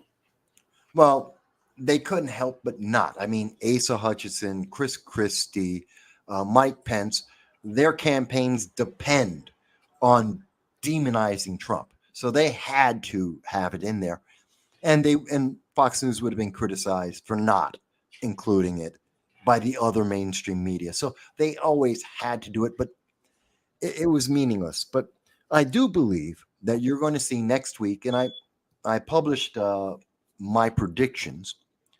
I published my predictions on the exact bump that I think the various candidates are going to get or lose based on all the Republicans. Based on this, as well as how it's going to change the balance between Trump versus Biden, because we have the polling out right now, and essentially they're within the margin of error. They're tied, dead tie at about 45 each. Any given day, it's 1 or 2 points up or down for either one of them. But I think you're going to see that shift next week, and I think you're going to see a substantial increase. You know how much I believe in all them polls? Any one poll, no. What I believe in, when I look at the polls, I never look at any one poll. I recommend, if people want to see polling, go to Real Clear Politics. I get that. I get that. I don't look at polls so much, because when you actually look at the poll, it's 55% this and 35% that. And then you look at the bottom of the poll and it says 1,500 people were questioned. Yeah. That's not a poll. I didn't get a phone call.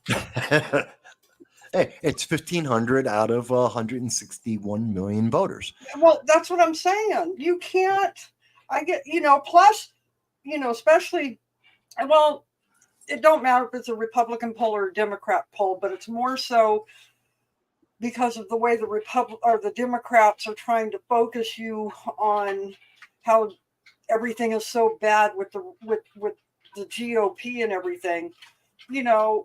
It's the way they word the question too. They word the question to get the response they want out of that poll. The most important thing in politics, and this is true for either the candidates or for the news media, the most important thing is the question. It's almost never the answer. If you can phrase the question properly, that is more important than any answer that can be given. And that goes for polling and interviews. Well, and that's why they don't call people like us for polls. No. Well, I got called for a poll once, and I wound up turning around and making it public, because I know who the poll was for. I know it's what's called a push poll. And a candidate who I personally knew, who didn't tell me about it, was trying to figure out if they could run for a higher office. And this was their way to do it. And I could tell it was them just from the nature of the way the questions were worded. I'm like, I know whose poll this is.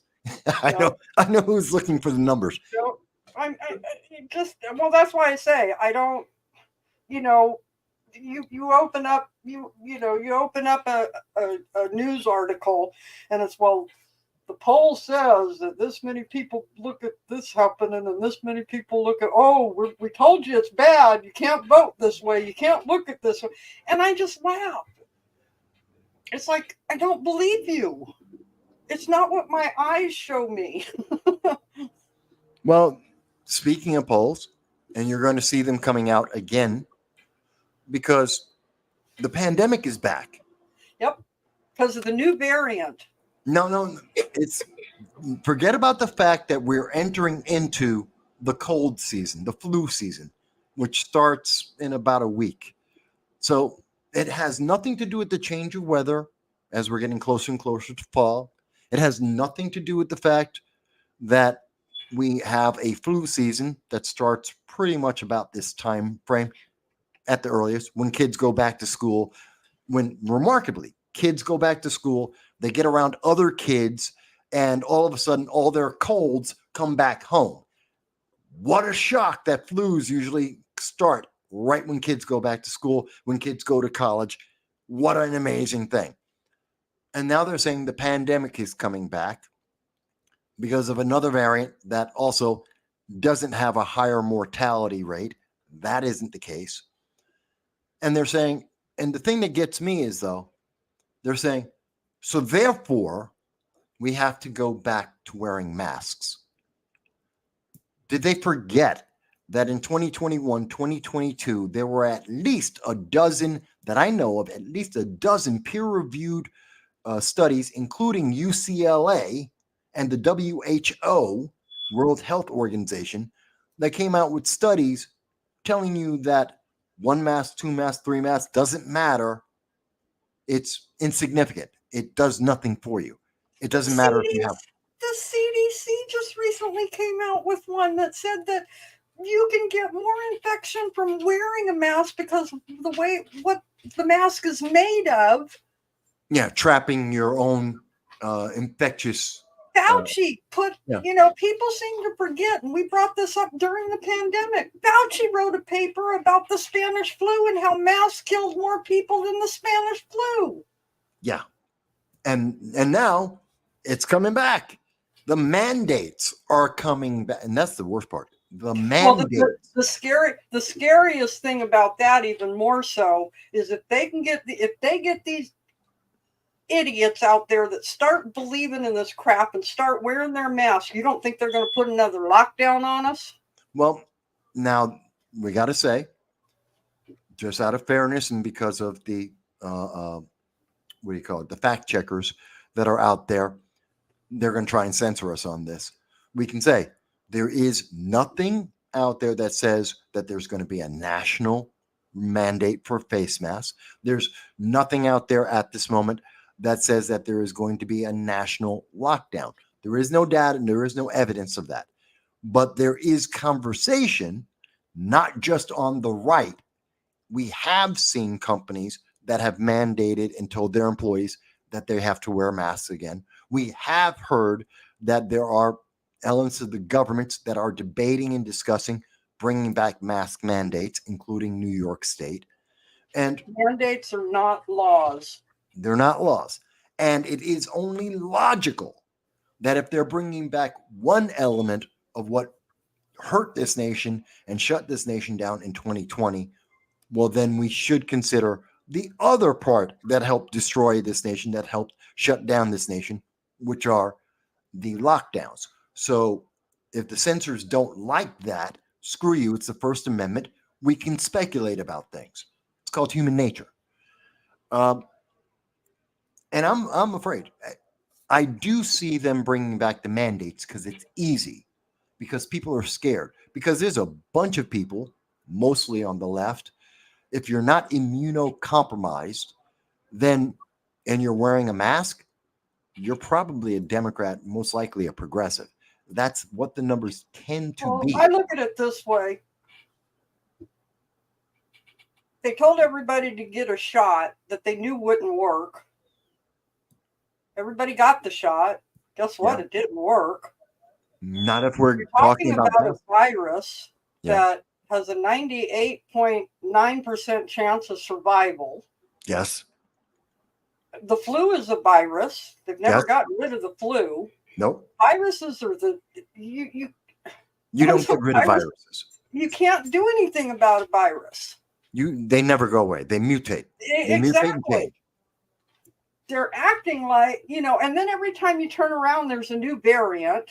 Well, of course there is. How many different flu variants are there in our day and age now? Oh God, hundreds. Exactly. We know once a virus, is out there, it's going to mutate. We all know that.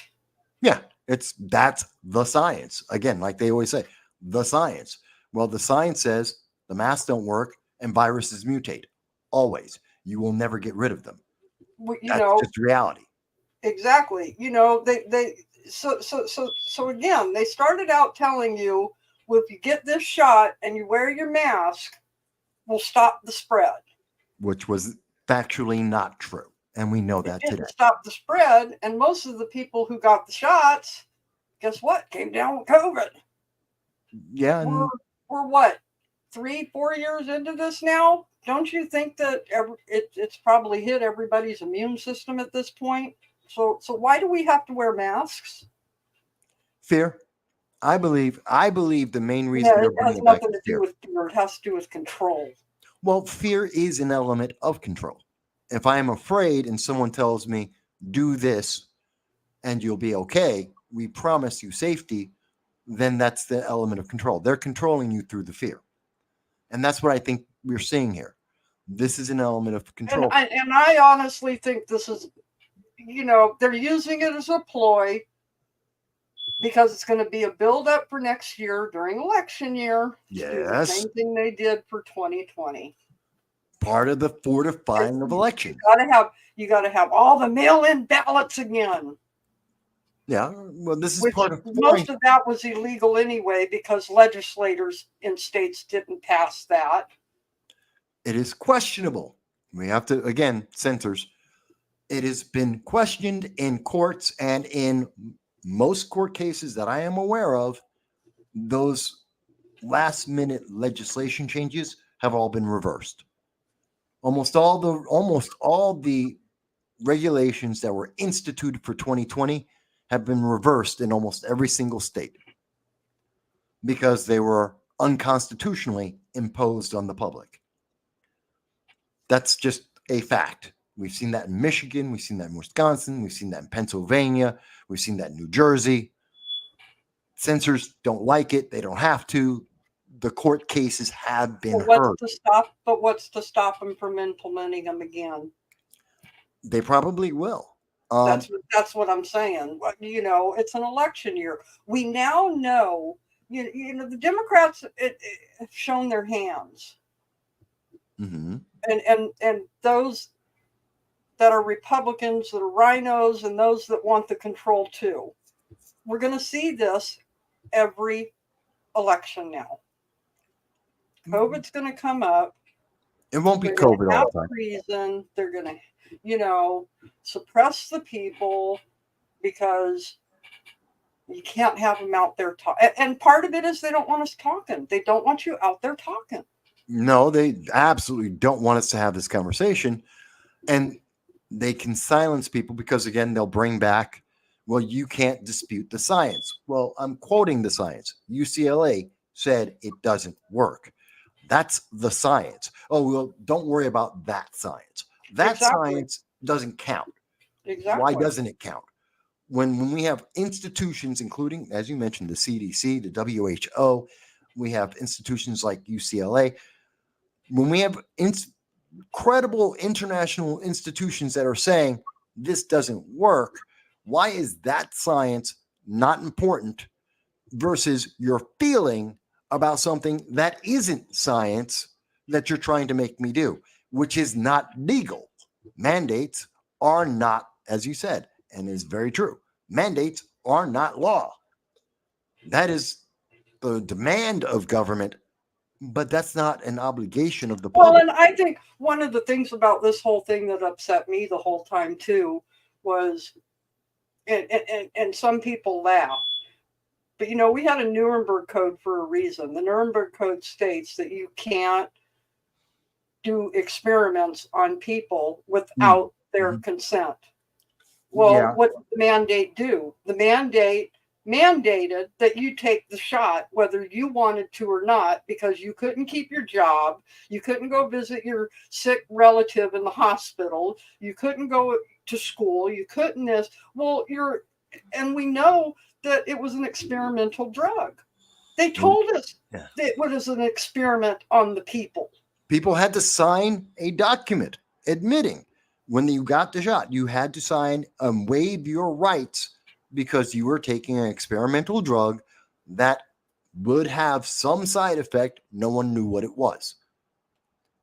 But the Nuremberg Code stated that no one in the world has a right to experiment on people, period. But they did. I mean, when you have the world taking a drug that has not been tested, it was made, and with a month after it was that they made it, the next month it was being shipped out. That's as experimental as you get. We have no idea what the long-term effects are. We have no clue what the side effects are. None. We don't know. I mean, the process is normally 7 to 10 years. You hear all the horrors that have gone on with people who have taken the shot and several boosters. There are several concerns with this, absolutely. And there are side effects. We know that, now we can publicly say there are side effects. Yeah, no kidding. But they won't admit to most of them. Well, I can't. The sad thing is, I can't say without shutting down the channel what are the side effects. I can't tell you. Well, but they're off. But I'm saying they're out there saying, well, this wasn't caused because of the shot. We don't know. Yeah, they keep saying we don't know because of the shot. But yet, people didn't have any of these issues before the shot. Again, I got a good one for you. I got a good one for you. Yeah. I know, I'm looking at the time. I got told today to stay out of women's health issues. What? What? I got told today to stay out of women's health issues. Why?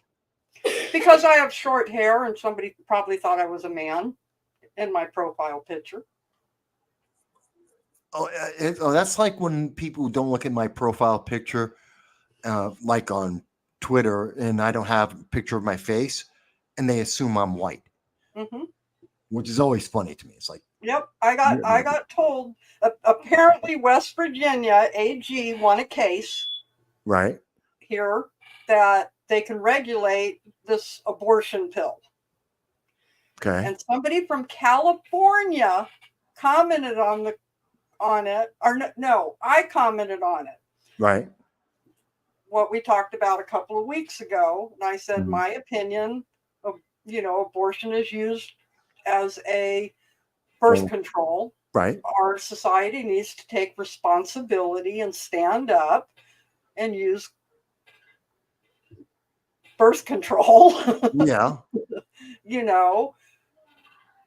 And that abortion should only be an option if you've been raped, molested, or if the life of the mother or the child is a danger. Which is pretty much universally accepted. Yeah. I got a comment that came back and said that I had no right to comment on women's health issues and I should stay out of it. What did you say to this genius who obviously didn't bother to check any background information? I came back and I said, I said, I have a question.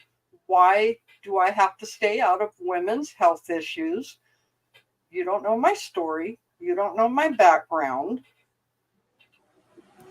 Did they even respond? I bet they didn't. No, they haven't responded as of yet. Oh, of course not. But this isn't the first time that this has been said to me.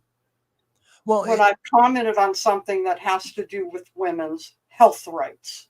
Well, here's the thing, and anyone, all human beings can empathize with other human beings. You don't have to be black to understand the nature of a human being black or Hispanic, male or female, straight or gay, because we're human beings.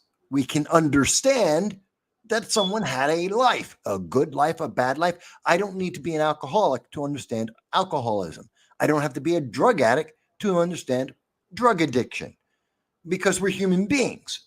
We can understand, imagine, conceive of the difficulties. Now, I'm not going to say I know exactly what it is. No, of course not. But I have a concept of it. And to say to someone, you can't speak about that, that's just meant to silence them. That's someone saying that they don't have an argument and they just want you to shut up because they don't like it. This is the expression of feelings. This is cancel culture. Their exactly. feelings are hurt. I've had comments come back. I don't remember what the article was about, but I put my comment on it, and I had somebody come back and say, "Well, boy, you don't have a right." Da da da da da da da da da da da. And I went back and I said, "Who you calling boy?" That's my number one question. And then I went in and had other questions. They answered me back, but they completely didn't answer why they called me a boy. Oh, of course not, because I always notice these people who want to silence you, when you confront them, they have nothing to say. They suddenly lose their minds and they change the subject. They change the argument because they can't. They have nothing of substance. Exactly. Well, and it's like I came down when my roommate got home today and told her about it. And of course, she, we got a good laugh out of it. And I said, I've been called sir, I don't know how many times, grocery stores, whatever, because they look at the short hair. I get it. I do. But if you look at my face, even in a profile picture, you can tell I'm a girl. Yeah. Yeah. I've seen your picture. Yeah. You're a girl. Yeah. It's not that hard to figure out, but again, and these are the people who are trying to tell us that we're supposed to be more tolerant of people's gender and that gender doesn't exist. They tell us gender doesn't exist, but you have to be tolerant of gender and you have to respect people's genders, even though there are no genders or there are unlimited genders. None of it makes sense. Their logic doesn't follow through. It's mind-boggling to me. And these are the same people who are telling you, but you have to wear a mask, even though there's science, because of the science. You have to wear a mask because of the science, even though the science tells us it doesn't work. Hello, guys. Because you can't question the science, which we're taught question the science. Well, science is the eternal question. That is science. Science is always asking a question and then trying to figure out the answer, to ask another question, to ask a better question. That is science. That's what science is supposed to be about. What they're talking about is faith, which doesn't require answers and really shoots down questions. There is no question. You just believe. They're talking about belief in what they want you to believe, not science, because that's science is I ask a question. Oh, we have a drug. What side effect does that drug have? That's a question. It's legit. It's scientific. Let's check the data. Let's find out. Then you say, are those side effects deadly? That's why. Because we asked the first question, we then can ask the second question. And we can go on. Is it more effective than it is deadly? I can't answer that question unless I've asked the other questions first. This is science. They don't want that. Nope. You take the jab, period. That's it. Take the jab. Don't ask questions. Just do it because somebody, a politician, said it's good for you. Not a doctor. A politician said that because of their political preference. I'm sorry. That's neither legal. Well, it just goes along. It just goes along, in my opinion. It just goes along with all the drug commercials you see on TV now. Yeah. Do you suffer from this? Well, you need to take this pill. Yeah, yeah. There's a pill for everything. Well, there is. And it's like, well, number one, me personally, I'm going to go try to find whatever natural I can do first before I got to take your pill, because your pill has side effects. You don't even have to tell me what they are right now. Every drug ever Okay, made by man. I'm going to go try something natural before I try to take a pill that has all, and then they get to the end of the commercial and it's 20 side effects listed. Always. No, not everybody's going to be affected by those side effects. I get that. Mm-hmm. But listen to what those 20 side effects are. Listen to how many times death is one of those side effects. May cause death. You could get bloody noses. You could get this. You can get that. It's like, okay, I'd rather live with the ailment. Thank you. Exactly. Hey, but how many people, especially the elderly, how many people have they conned into taking those medicines since they allowed them to be put on TV? It's increased substantially. Exactly. The money. They don't want to cure you. They don't want to cure you. They want your money. I don't blame pharmaceutical companies for that, because that's the government pushing them to not cure things. The government isn't asking them to cure things. The government's asking them to keep people living with it. And they're funding them to live with it. They're not trying to get cures. That's coming from the government down. That's legislation. So I don't blame companies but that's an issue. Why don't you want your people to be healthy? Because they're dependent.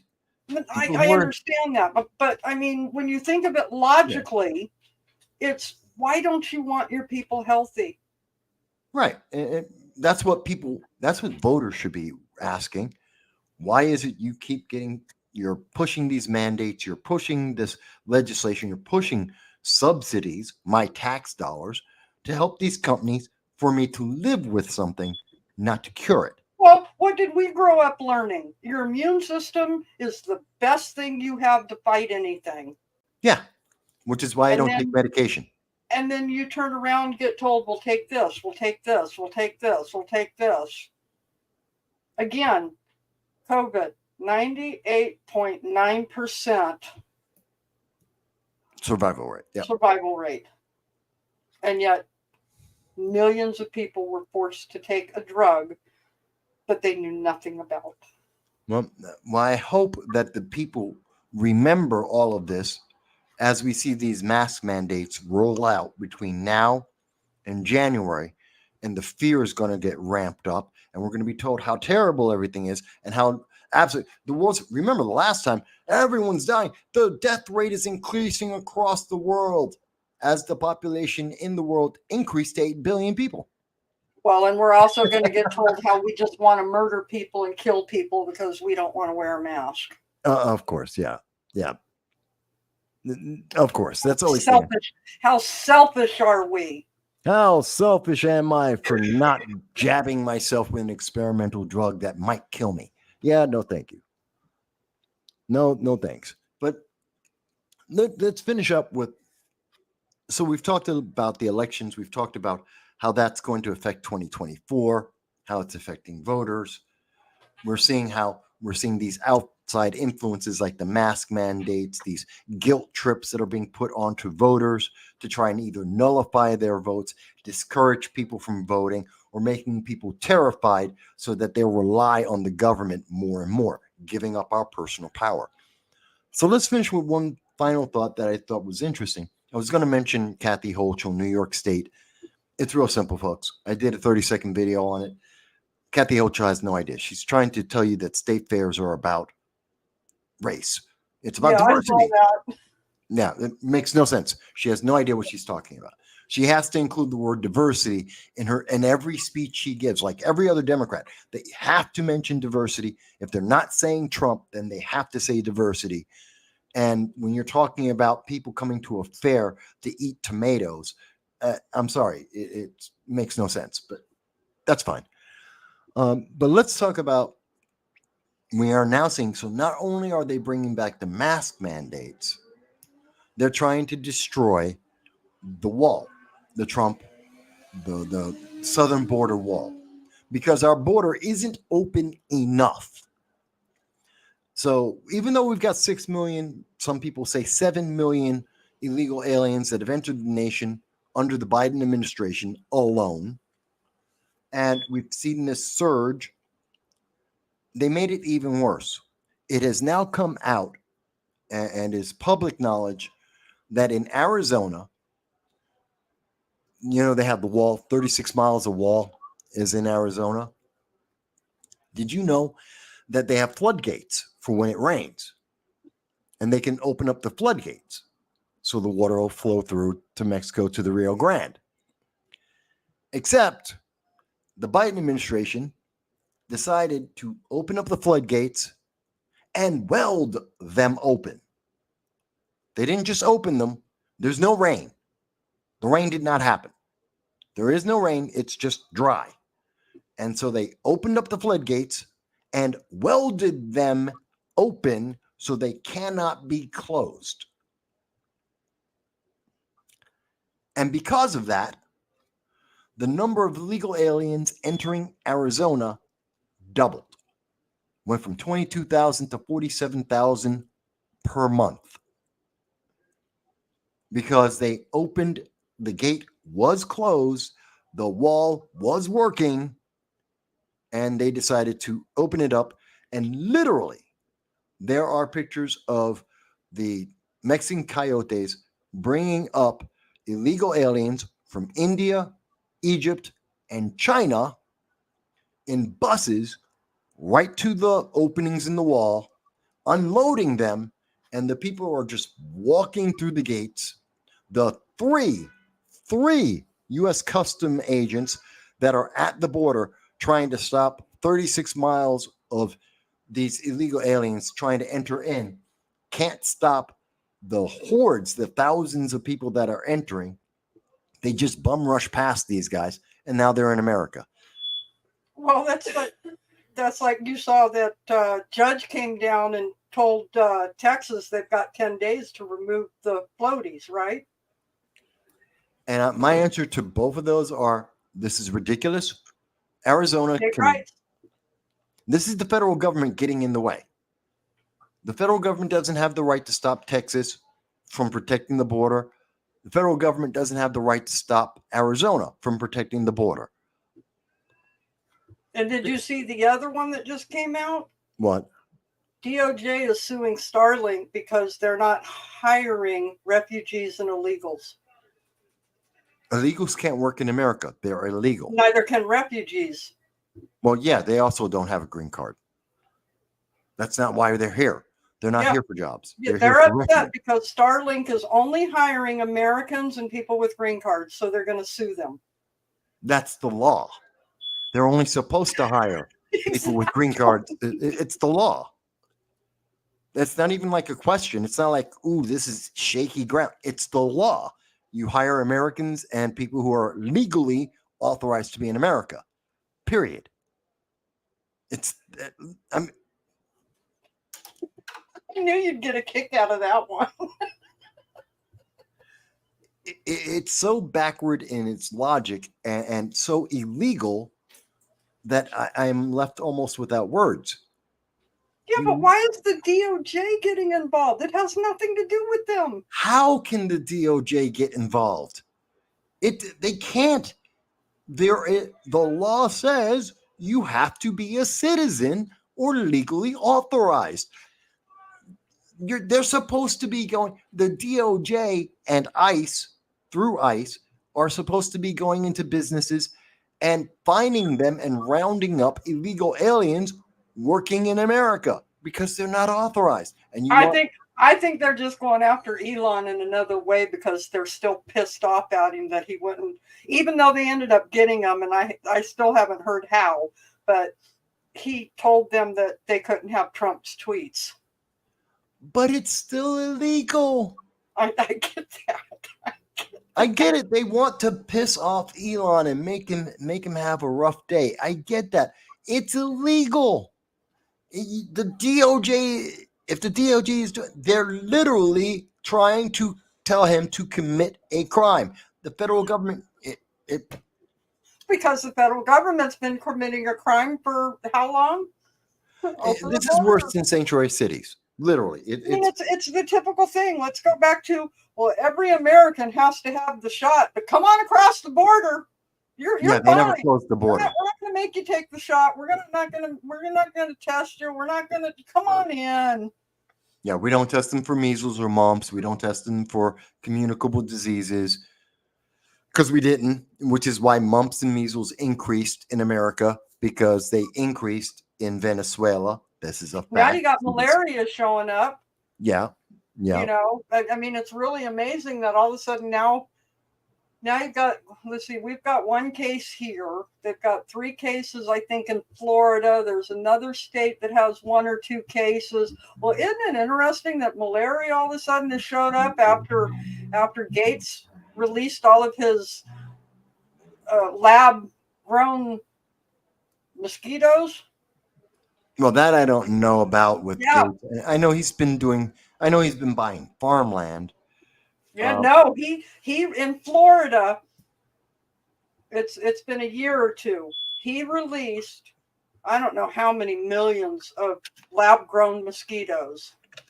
Well, now a year or 2 later, we've got malaria showing up in the U.S., and they're saying it's from mosquitoes. Is that our next big pandemic that they're planning? I don't know. I'm just checking this.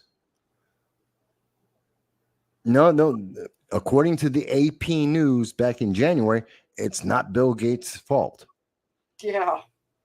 Of course, this is the same AP News media that didn't want you to read about the laptop or anything about Hunter because, Well, nothing is Gates' fault. Nothing was Fauci's fault. Nothing was, I mean, we know how the story goes. Yeah.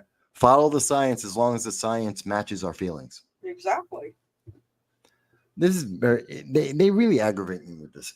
And yet, in every single one of these things, we're seeing the violation of we're seeing sanctuary cities, sanctuary states. We're seeing a approval of the federal government from the Biden-Harris administration to violate national security, to violate our borders, to impose their will above the states, which is a violation of the 10th Amendment. We're seeing over and over again, we are seeing an overreach of government in the very worst of ways, and we're being told, but you just don't understand. It's good for you. It's good for Elon Musk to hire illegal aliens, even though it breaks the law.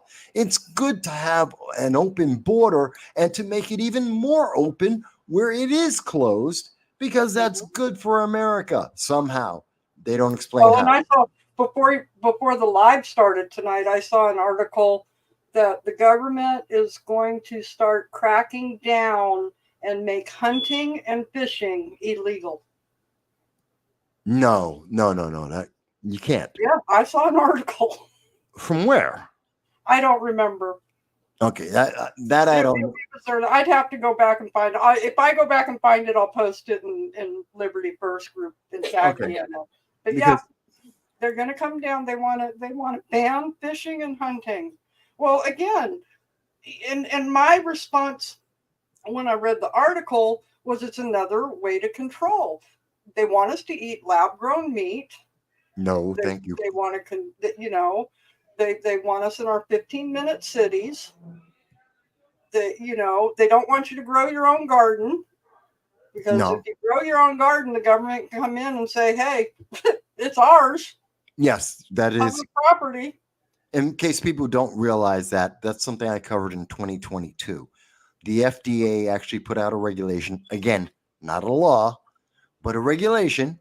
It's called the Community Gardens, and it allows the FDA to go into any place that an American citizen grows food, your windowsill, a community garden, wherever it may be, and the federal government can then go in and take the food from you. That is a regulation by the FDA. It actually exists. It's called the Community Gardens. They don't want us to have our own opinions. That's why they stop us. That's why all the censorship has gone on for the last 4 years. They don't, you know, Well, it's why been did more they than 4 close the years. churches? Why did they close the bars? Why did they close? Because that's where people meet and talk. Yeah, Why did they can't go to a censor us church. on the internet? Because the internet is where people talk. Yeah, you couldn't go to the church, but people like Gavin Newsom could go to his restaurant with his buddies, and they could have dinners all the time. Unmasked. Yeah, unmasked. Break every single Pelosi one of the could go rules. get her haircut. That was Nancy Pelosi. That's right. Went in California. So did the mayor of Chicago when she said, "Well, I'm a public person. Lori Lightfoot. Yes, I have to look I'm good. a public person. I'm on TV and stuff." Yeah, because who cares? I don't care if you're. I don't care. I've seen Lori Lightfoot. The haircut didn't help. I don't need to see her face. And more importantly, she can still do everything she did, or rather, everything she didn't do as mayor. She could have still not done as mayor without being on TV. That didn't make it any better. The people in Chicago were still shooting each other every day, whether she was on TV or not. It was ridiculous. What do we say almost every show? You will own nothing and be happy about it. That is the TED Talk. That is the promise from the progressives. You'll have everything you've ever wanted, as long as it's nothing. As long as you want nothing, then you'll have everything you've ever wanted, and you'll be so happy. Because Bidenomics works. Until we don't like what you have to say, Yeah. or what you stand for, and then we will shut your digital ID off, your digital currency, your digital this, your footprint, you'll just be canceled. It is getting scary, and the sad thing is, the people who are low information voters, low information people who follow politics, they always go, but that can't be true. It's like, no, we can source this out.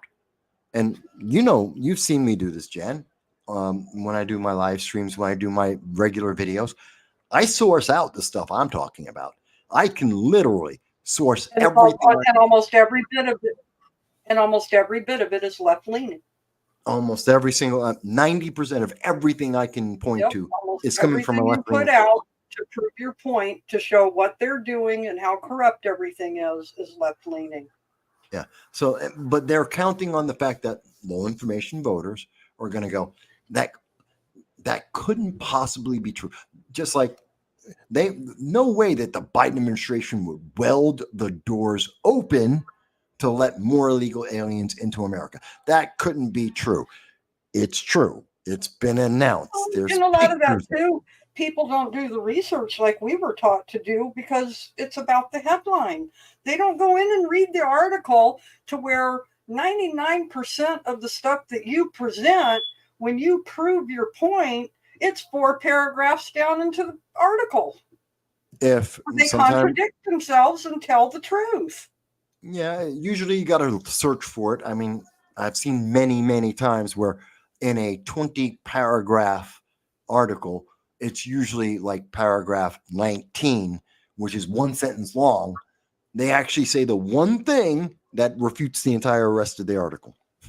Well, that's why I just don't go off headlines. I mean, I learned that years ago. I mean, if I'm scanning something, yeah, I'll look at headlines. But then sometimes you read the headline, which people don't understand either. They give you the headline as the talking point, but then you go in and read the article, and it has nothing to do with the headline. Very often. It's about catching that eyeball. Exactly. For 30 seconds.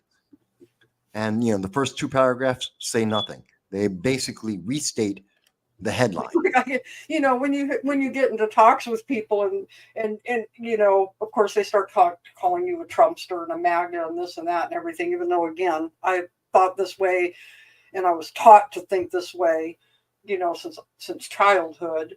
I love when they do my that. own opinion, do research and everything. It's I love it when they say that to me. I have 15 years of video and articles.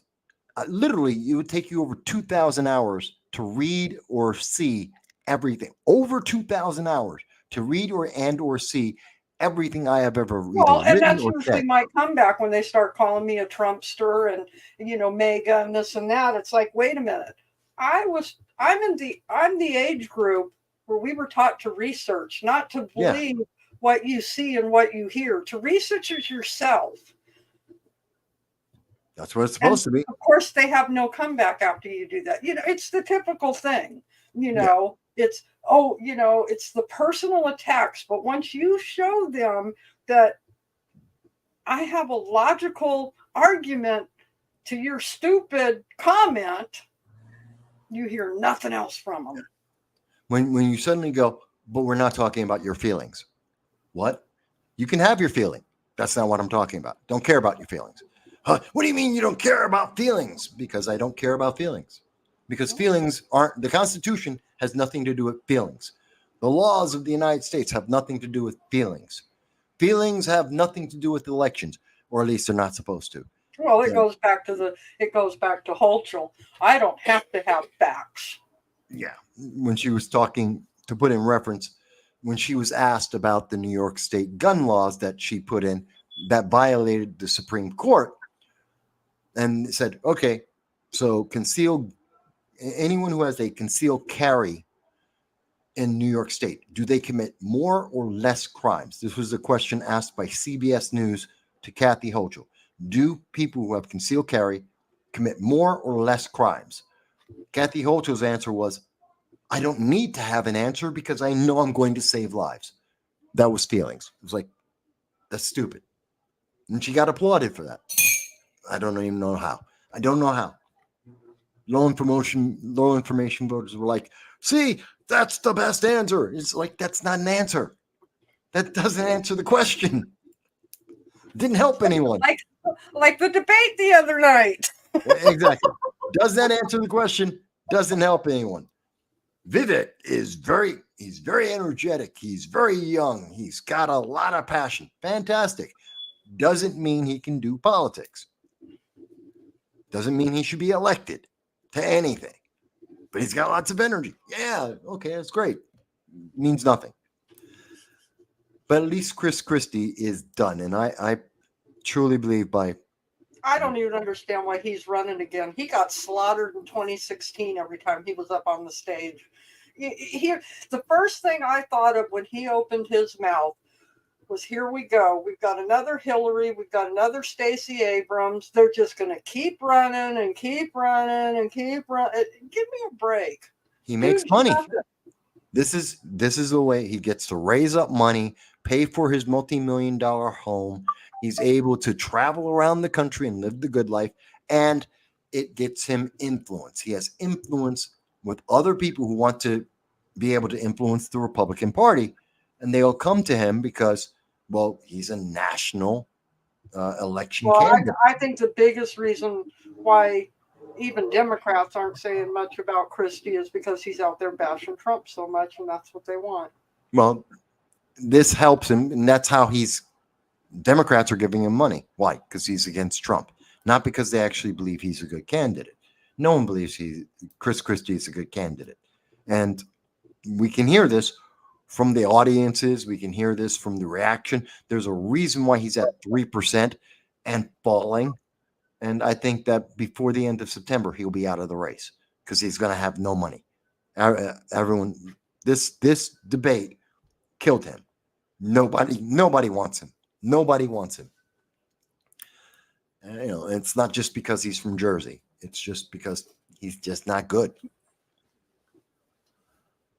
Look, we've been up here for 2 hours, and I should mention to everyone, even though you just see me and you see Jan today, obviously Mike Marshall wasn't feeling 100% today, and Frank Johnson was taken away from us. He had to go and take care of a family matter that came up suddenly.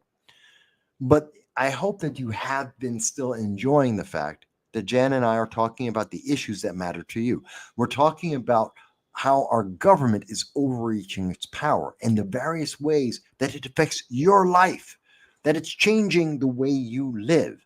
And you don't have to be silent about it. You don't have to just accept it. Keeping your head down doesn't make it better. And so that's why we're here on the Liberty First Foundation. We're speaking to you every Friday at 9 p.m. for about 2 hours each time, trying to look at all these things and say, do you see it now? Do you see how the government is trying to force you to obey them when the Constitution directly says the government's supposed to obey you? I mean, whether it's the mandates or the way they're trying to get you to not vote, it's the same thing. Whether they're fortifying elections or demanding that you get a jab, or they're opening up our border to let everyone in while they tell you you don't get to defend yourself from that. These are all issues that matter. They change your life. And you can change this. It's not just that you have to take it and just live with it. We're supposed to speak. That's why we have a First Amendment. That's why they hate and they censor social media so much, because we're supposed to, as Americans, we're supposed to have these conversations, whether we agree or we disagree. We're supposed to talk this out and then turn around and tell our politicians, and this is how you're going to vote. This is what you get to do because you represent us, not the other way around. You listen to us. They have an obligation to us, not we don't have an obligation to them or their party. And that's what the Liberty First Foundation is there for. We help stand up for you to remind these politicians they don't get to be in charge. They are servants. They answer to us.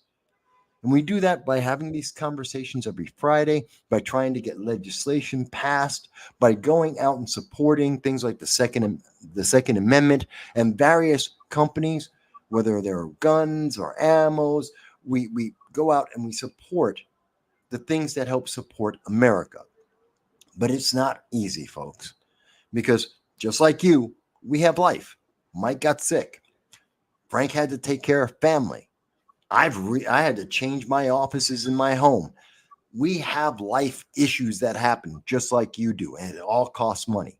So we ask you for something simple. Please try and, like, share, and subscribe. If you can do nothing else, if you found something interesting today, if you like the conversations that we have, we're talking about the issues that matter to you, whether in West Virginia, New York State, California, or I don't care, you be in France, then like, share, and subscribe. That's important. And if you can, and we know it's difficult, there's a recession, whether they want to change the definition or not, we know there's a recession. We go to the store just like you do, and we see the inflation too. But if you can, if you have the capability, please consider joining up and being a member. The $15 for 1 year, not $15 a month. We're not Disney. We're not Netflix. We're not Hulu. We're not trying to make you pay more and more and more and give you less and less and less. That's not what the Liberty First Foundation does. $15 for a year helps us to get to events like in October when Frank Johnson's going to be going to Smith & Wesson for the grand opening, and that's going to be a unique event. We want to do more of that. Your money, your $15 membership helps us to do that, to reach these politicians, to try and stop these mandates, these jabs, these abuses of power, and to have more conversations like I am with Jan right now. So we hope that you're going to take the opportunity.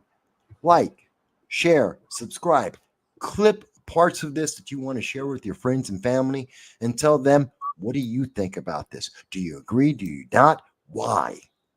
Send it to your politicians and tell them, is this true? Why? Ask them the questions. And if you can, also join as a member, possibly win yourself a custom rifle and be part of our growing audience. With that said, let me ask you, Jen, do you have any closing thoughts that you'd like to mention to anyone? Well, I think you mentioned it all. The only thing that I would add to what you said is, if you're watching the video, even if you watch it on replay, whether you agree with anything we say, whether you don't agree with the things that we say, comment. We'll see your comments. If you have the opportunity, join us live. Come on in. If you want to come on like I do, let us know. The guys will be more than willing to send you a link to join the show live. You know, one of the reasons why I come on live is I'm a spot filler, basically. You're more than that, Jan. I like to be able to talk to the guys, but there's several times I'm in chat. If there's a special guest on, I just go to chat. No, Jan, you're here more than you don't just voices to be heard. Yeah, but you're here more than just a spot filler. We enjoy having your conversation and your insight, and you add something unique to the conversation every time, and that's why we appreciate it. And for people who don't know, how did Jan get to be able to have this political commentary talking with me? I've been doing this 17 years. Frank's been dealing with the Second Amendment for his entire life. Mike Marshall's been dealing with the Constitution for his entire life. We've been doing this for decades. How did Jan get to join us? Because she asked. Because she was talking with us and she followed the show and she asked. We said yes, absolutely. And we have her back. I also know Mike Marshall. So Mike Marshall really helped me at one point after Trump was elected the first time. I started my own Constitutional Patriots group on Facebook, and Mike actually helped write our mission statement. Yeah, well, that's so I got to know Mike that way, and after I got deleted from Facebook before the election, I found out afterwards about Liberty First, and that it was one of Marshall's things. So yeah, well, we try, each of us in our own way, try and help people to learn more about the Constitution. And think about it, folks. The entire show today, believe it or not, we're talking about the Constitution. We're talking about the limits of the federal government. We're talking about the overreach that they've been doing, and that you have control over this. You can stop this. You can close the border. You can help stop fentanyl coming into America. You can help stop the slavery, otherwise called human trafficking. You can help to balance the budget. You can help to lower inflation. Yes, you are the answer to that, not government. They're the reason why we have these problems. You can help solve that. Voting, speaking up. Those are the two things you need to do. Vote, speak up, and part of speaking up, help support us. So with that said, I'm going to try and shut this down because I actually don't have the authority in the system, but we'll see if it shuts down. Might. It'll either be dead air or it'll be shut down. One or the other. We'll find out real quick. Because and it's probably when you shut it down, it's probably going to kick out of the whole system instead of letting us do our little chat afterwards. So I hope so, but we'll find out because I'm looking forward to Sunday's show. I don't know if I'm going to be there live because we might be going and doing something that day, but I will catch it on replay. No problem. I always look forward to it. For people who don't know, just as a reminder, you can find me every Sunday at 2:30 p.m. Eastern Standard Time. It's no sound bites. That's with an I allowed. No sound bites allowed. It's a live stream I've been doing for about 6 years now. Part of the 17 years of political commentary I do. And we do take comments from everyone in the world. So that's something. But every Friday at 9 p.m., I'm here with Frank Johnson, Mike Marshall, and Jan Rains, and very often guests and others to hear what you have to say and to have this conversation. And we're looking forward to seeing you next Friday, 9 p.m. Eastern Standard Time. Be there. We'll be here. Thank you. Good night.